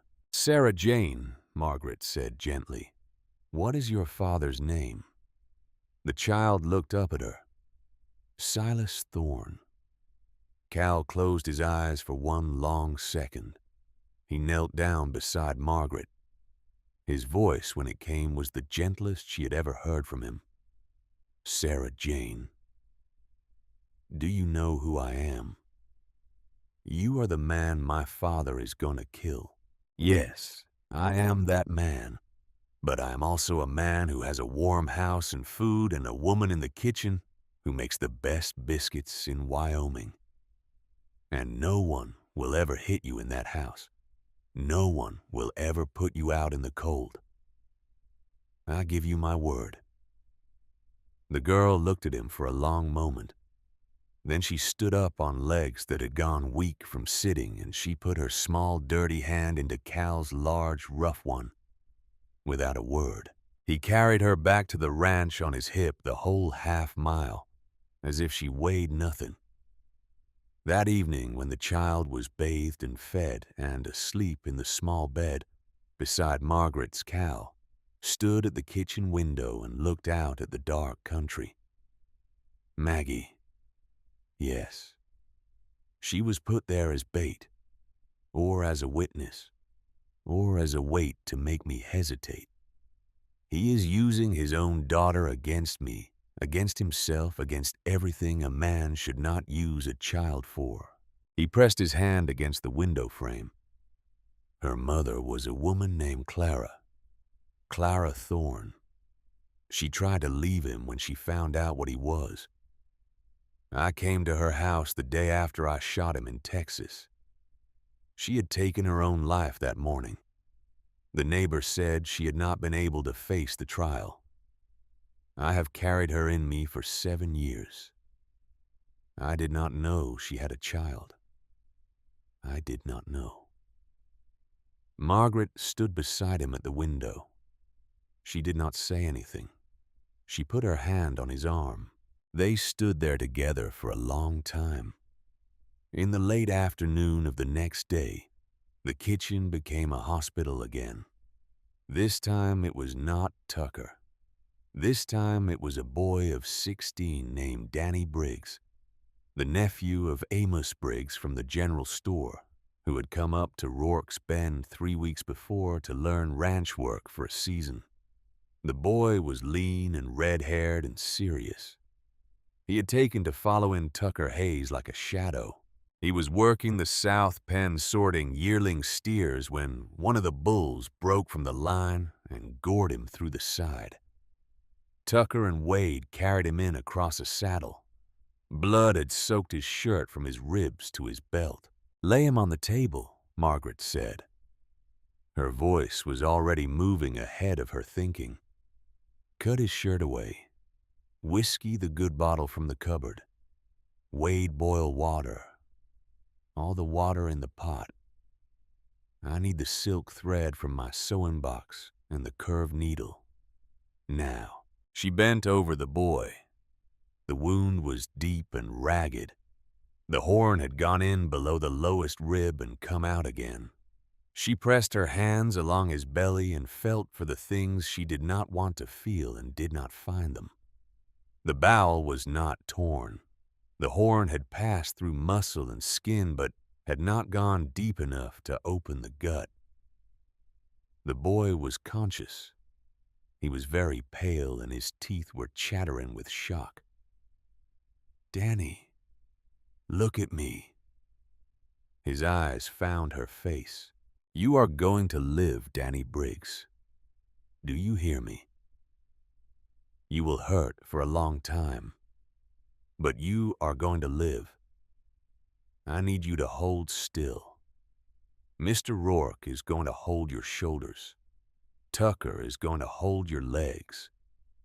I am going to clean this and close it. You may scream. You may say anything you like. But you may not move." "Yes, ma'am." Cal was already at the head of the table. He set his hands on the boy's shoulders. He bent down and spoke in the boy's ear, in a low, even voice she could not quite hear. But she recognized the rhythm. He was reciting something.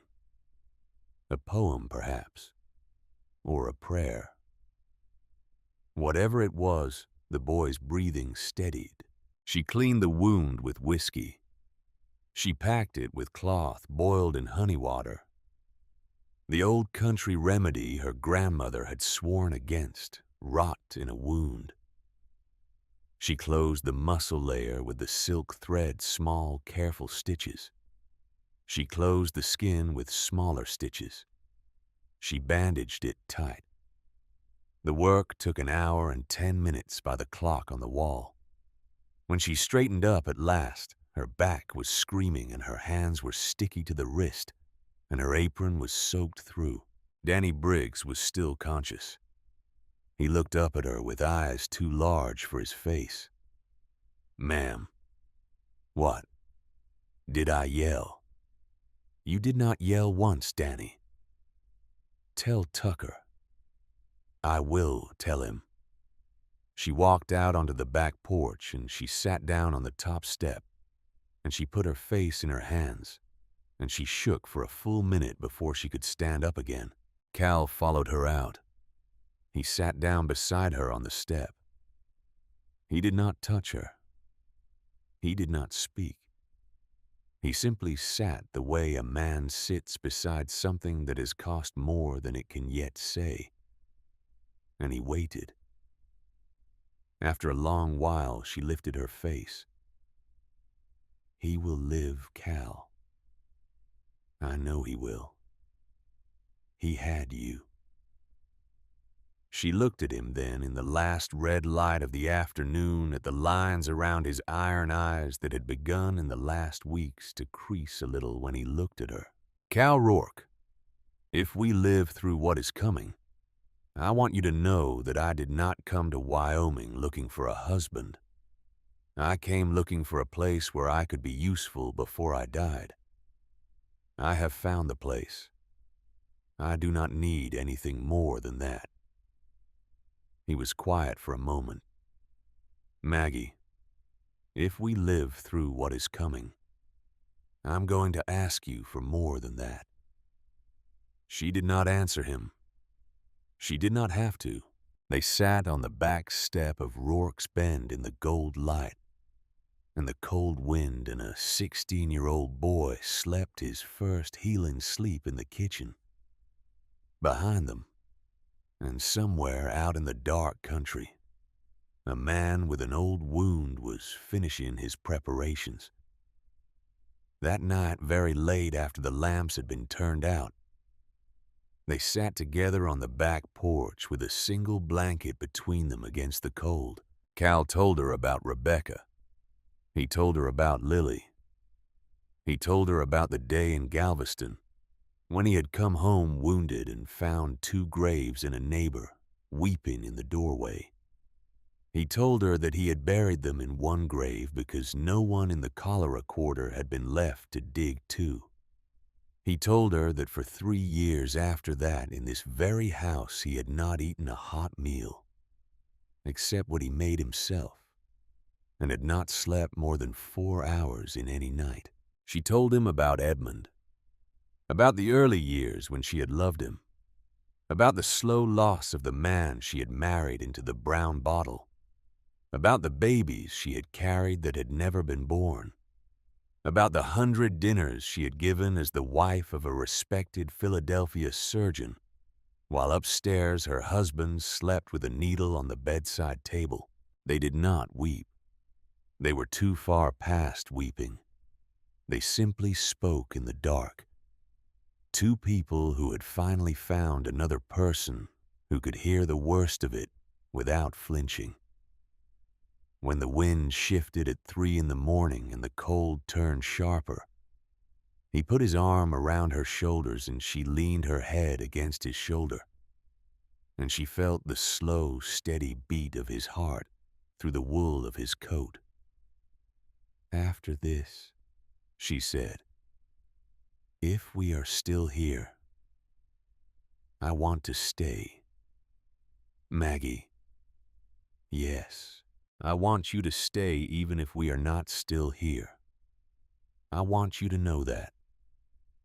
Whatever happens tomorrow or the day after, I want you to know that you came into this house and you found the laughter in it that had been gone since I buried Rebecca. I do not have words for what that is. I am not a man with words, but I want you to know it." She closed her eyes.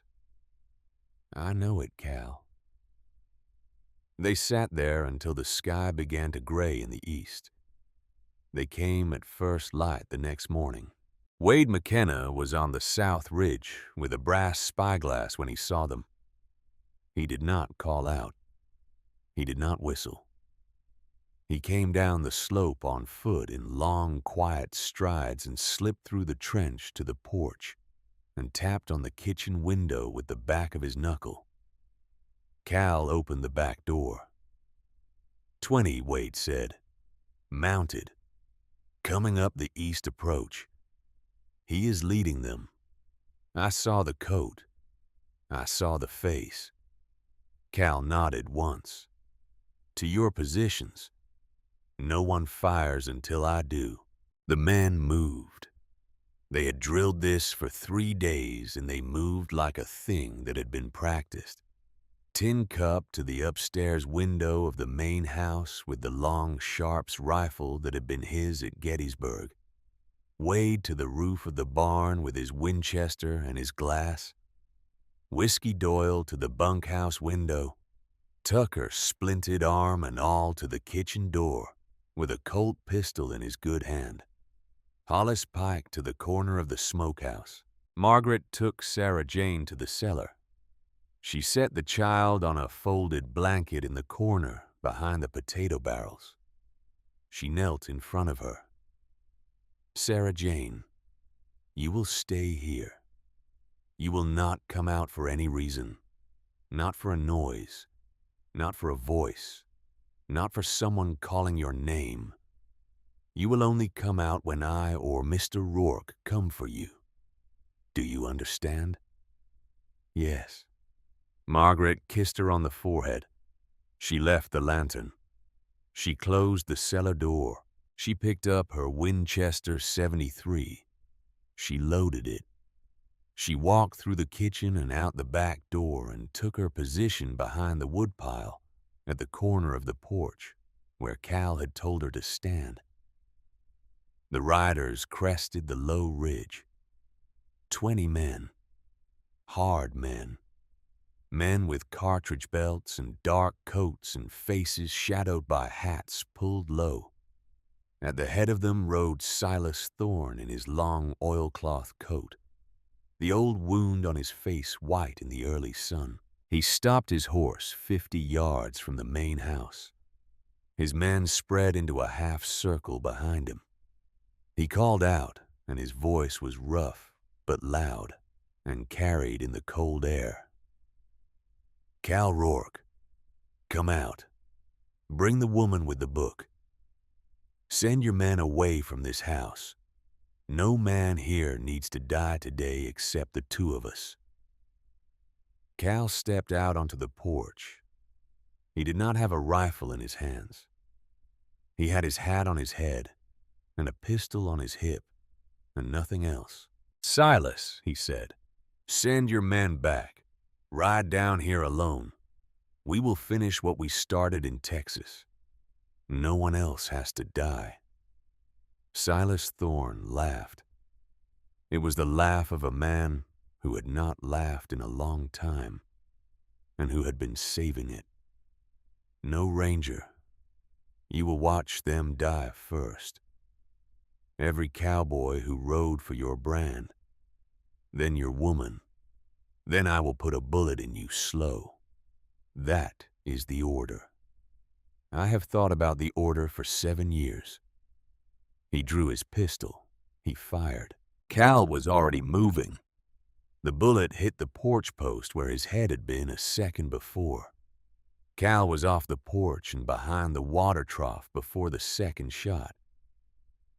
And then the world came apart. Wade McKenna fired first from the barn roof.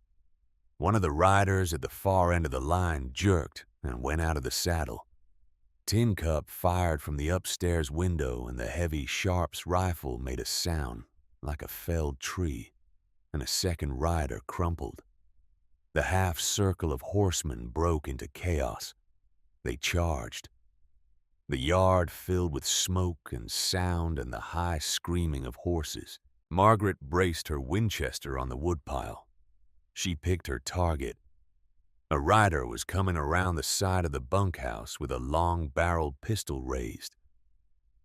She breathed out half a breath. She held. She squeezed. The man slid sideways out of his saddle. She did not let herself feel it. She levered another round. She picked the next target. Whiskey Doyle took a bullet through the meat of his left shoulder. He cursed in Gaelic and Irish and English in the space of 3 seconds and kept firing through the bunkhouse window with his right hand. Tucker Hayes shot a man from the kitchen door with his pistol held in his good hand. The recoil nearly knocked him backward, but the rider fell. Hollis Pike stepped out from the corner of the smokehouse to get a better angle. A rifle cracked from somewhere in the chaos. He fell sideways into the dust and did not move again. In the center of the yard, on a horse that was no longer there, Silas Thorne had been thrown. He was on his feet. He was firing his pistol at the porch, at the windows, at anything that moved. A bullet had clipped his right leg, and he was limping, but he was up. Cal Rourke came out from behind the water trough. He walked straight at Silas Thorne. He did not run. He did not crouch. He walked across the yard in the smoke and the shouting like a man walking across a parlor floor. Silas saw him. Silas turned. They fired at the same time. Silas spun and went down on his bad leg. Cal staggered. A red bloom spread on his right shoulder. He did not fall. He kept walking. He came up to where Silas was lying, and he kicked the pistol out of his hand, and he stood over him with his own pistol pointed at Silas's chest. "It is over," Cal said. "Tell your men." Silas was bleeding from a wound below his ribs. His face was very pale. He smiled up at Cal with bloody teeth. "You always thought you were going to be the one to kill me, Ranger. I am not going to kill you, Silas. You are going to hang in Cheyenne, with your ledger as the evidence." Silas Thorne's eyes shifted past Cal. They focused on something behind him, and then in a movement that was almost too fast to see, his left hand went down into his boot and came up with a heavy knife with a 6-inch blade, and he lunged upward from the dirt. and he drove the knife at Cal Rourke's belly. A rifle barked from the porch. Silas Thorne stopped. For one long second, he stayed half-risen the knife 6 inches from Cal's coat. Then the strength went out of him. He sagged. He looked past Cal one more time. He saw her. Margaret Ashford stood on the porch of Rourke's Bend with her Winchester .73 in her hands, and the barrel was smoking in the cold morning air. "Edmund Ashford was my husband," she said.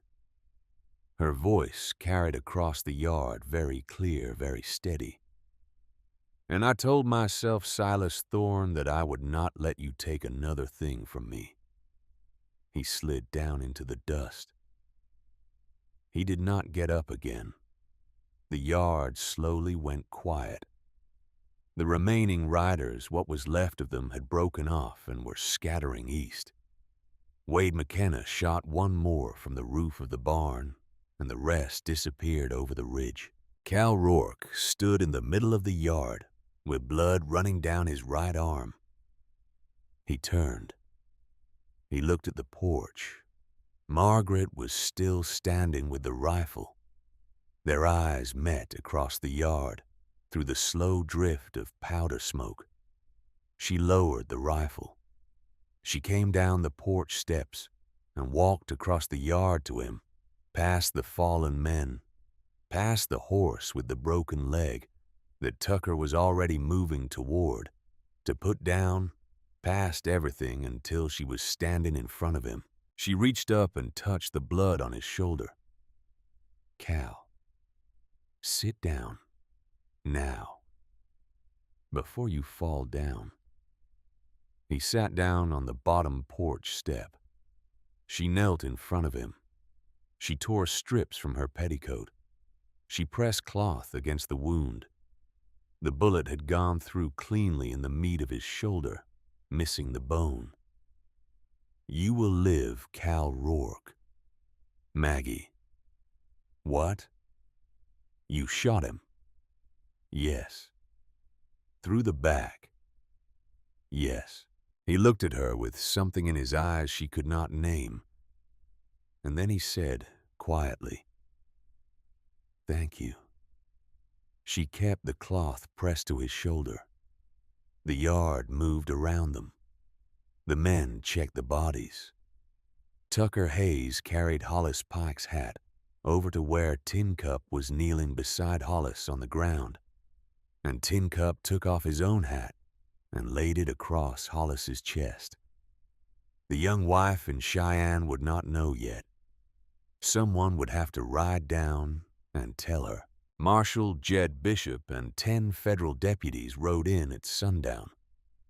Old Pete had reached Cheyenne. Bishop had not waited for paperwork. He had ridden out in the middle of the night with men he trusted, and a federal warrant in his saddlebag for the arrest of Silas Thorne on charges of trafficking conspiracy and the suspected murder of one Dr. Edmund Ashford of Philadelphia. He arrived in time to collect a body, not a prisoner. He stood with Cal on the porch as the sun went down over the prairie, and he looked out at the line of dead men laid in the yard under canvas, and he said quietly, "I have been waiting 12 years to close this case, Cal." "It is closed, Jed." "What about the ledger?" "It is yours. Take it. 12 doctors are named in it across this country. They have been supplying him for years, some of them under threat, some of them out of greed. They all need to be brought in. The network ends with that book." Bishop nodded. Then he reached into his coat. He took out a small leather pouch. He opened it. From the pouch, he took a silver star dented along one point, tarnished black with age. He held it out to Cal. "I have carried this for 7 years. I picked it up off the calash the day you laid it down. I thought maybe someday you would want it back." Cal looked at the star for a long time. He did not take it. "Jed, I am grateful, but I do not need that piece of tin anymore. I had my justice this morning, not because I shot him, because she did, and the law will hang what is left. Take it to a young man in Texas who still believes a star is what makes the difference. I have a ranch to run. I have a woman to marry. I have a child to raise. I am done with that road." Marshal Jed Bishop closed his hand around the star and put it back in his coat. He nodded once. He understood. He had always understood. They buried Hollis Pike on the small rise behind the main house 3 days later, beside the empty places Cal had marked years before for graves he had not yet been able to fill. The men stood with their hats in their hands. Tin Cup Madsen played a slow, mournful note on his harmonica that did not become a song, just a sound, and a wind from the west moved the long grass. Cal married Margaret Ashford on the 18th of December. There was no church wedding. There was no town dance.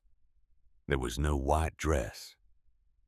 There was a Sunday morning at the front porch of Rourke's Bend, with snow on the ground, and a small gathering of people who had come to mean everything to both of them. Reverend Whitcomb from Cedar Falls rode out in a borrowed buggy and stood on the porch in a black coat with a book in his hand. Amos Briggs came. Widow Halloway came. Marshal Jed Bishop came in his only good suit. Sarah Jane stood at Margaret's side and held a small bunch of dried winter sage in a careful little fist. Tucker Hayes stood at Cal's side as his best man, his arm out of the splint now, but still held a little stiff. Tin Cup and Wade and Whiskey and the rest of the men stood in a half circle on the snowy yard with their hats in their hands. Margaret wore the blue wool dress she had worn to the dance. Cal wore the dark coat and the clean white shirt. Their vows were brief. He said, "Maggie, I have lived 10 years as a ghost of myself. You made me a man again. I will keep my word to you and to this child until the day I am put in the ground." She said, "Cal, I came west to survive. I stayed to live. I do not need anything in this world but your table and your fire and your name." He put a plain gold ring on her finger. It had been his mother's. She put a plain silver band on his. The blacksmith in Cedar Falls had made it. Reverend Whitcomb said the words. The men cheered. Sarah Jane laughed for the first time anyone could remember. That night in the warm kitchen, with the long table full of food and the fire roaring in the cast-iron stove, Tin Cup Madsen lifted his tin cup of coffee, and he stood up at his place, and he said, "To Cal Rourke, to Mrs. Margaret Rourke, to this house, may it never again forget how to laugh." And the men drank. In the spring of 1885, almost a year and a half later, a young man rode up the road into Rourke's Bend in a coat too thin for the wind. He was 19 years old. He had brown hair the same shade as Cal's had been before it went gray. And he had Cal's mother's eyes. He carried a letter in his saddlebag from a lawyer in Amarillo. The letter explained that after the Comanche raid of 1859, Cal's father had survived because he had been in town that day, and that he had eventually remarried to an English widow named Eliza Whitfield, and that they had had a son. The son's name was Eli Rourke. He had been raised in Texas. He had not known about his older half-brother until after the lawyer's letter. He had come north because he had nowhere else to go, and a name he wanted to know. Cal met him in the yard. He looked at the young man for a long time. He saw his mother's eyes. He saw his father's chin. He saw something of himself at 19 when he had not yet laid down anything in the dust. He held out his hand. "Eli." "Yes, sir. You will sleep in the bunkhouse tonight. Tomorrow we will see about a horse for you. There is work here if you want it. There is family here if you want that more." The young man's eyes filled. He did not let the tears fall. He took Cal's hand. Margaret stood on the porch with her hand on the small, round swell of her stomach. She was 45 years old, and she was carrying a child she had not believed her body would ever carry. And she was watching her husband shake the hand of a brother he had not known existed.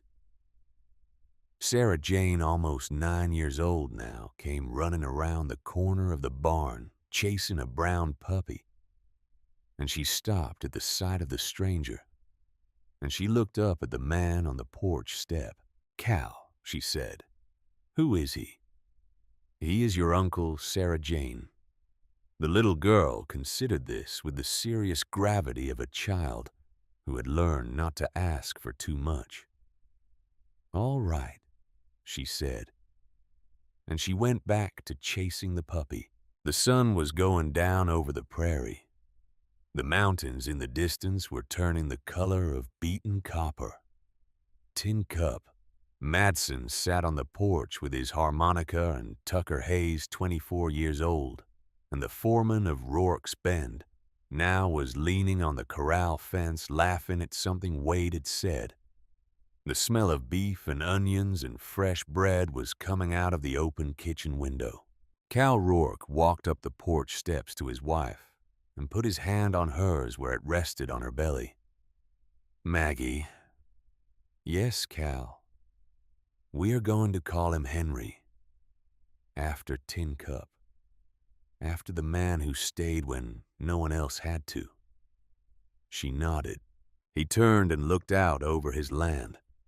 The cattle in the far pasture were small, dark shapes against the gold. The wind moved his hair, which was nearly all gray now at the temples.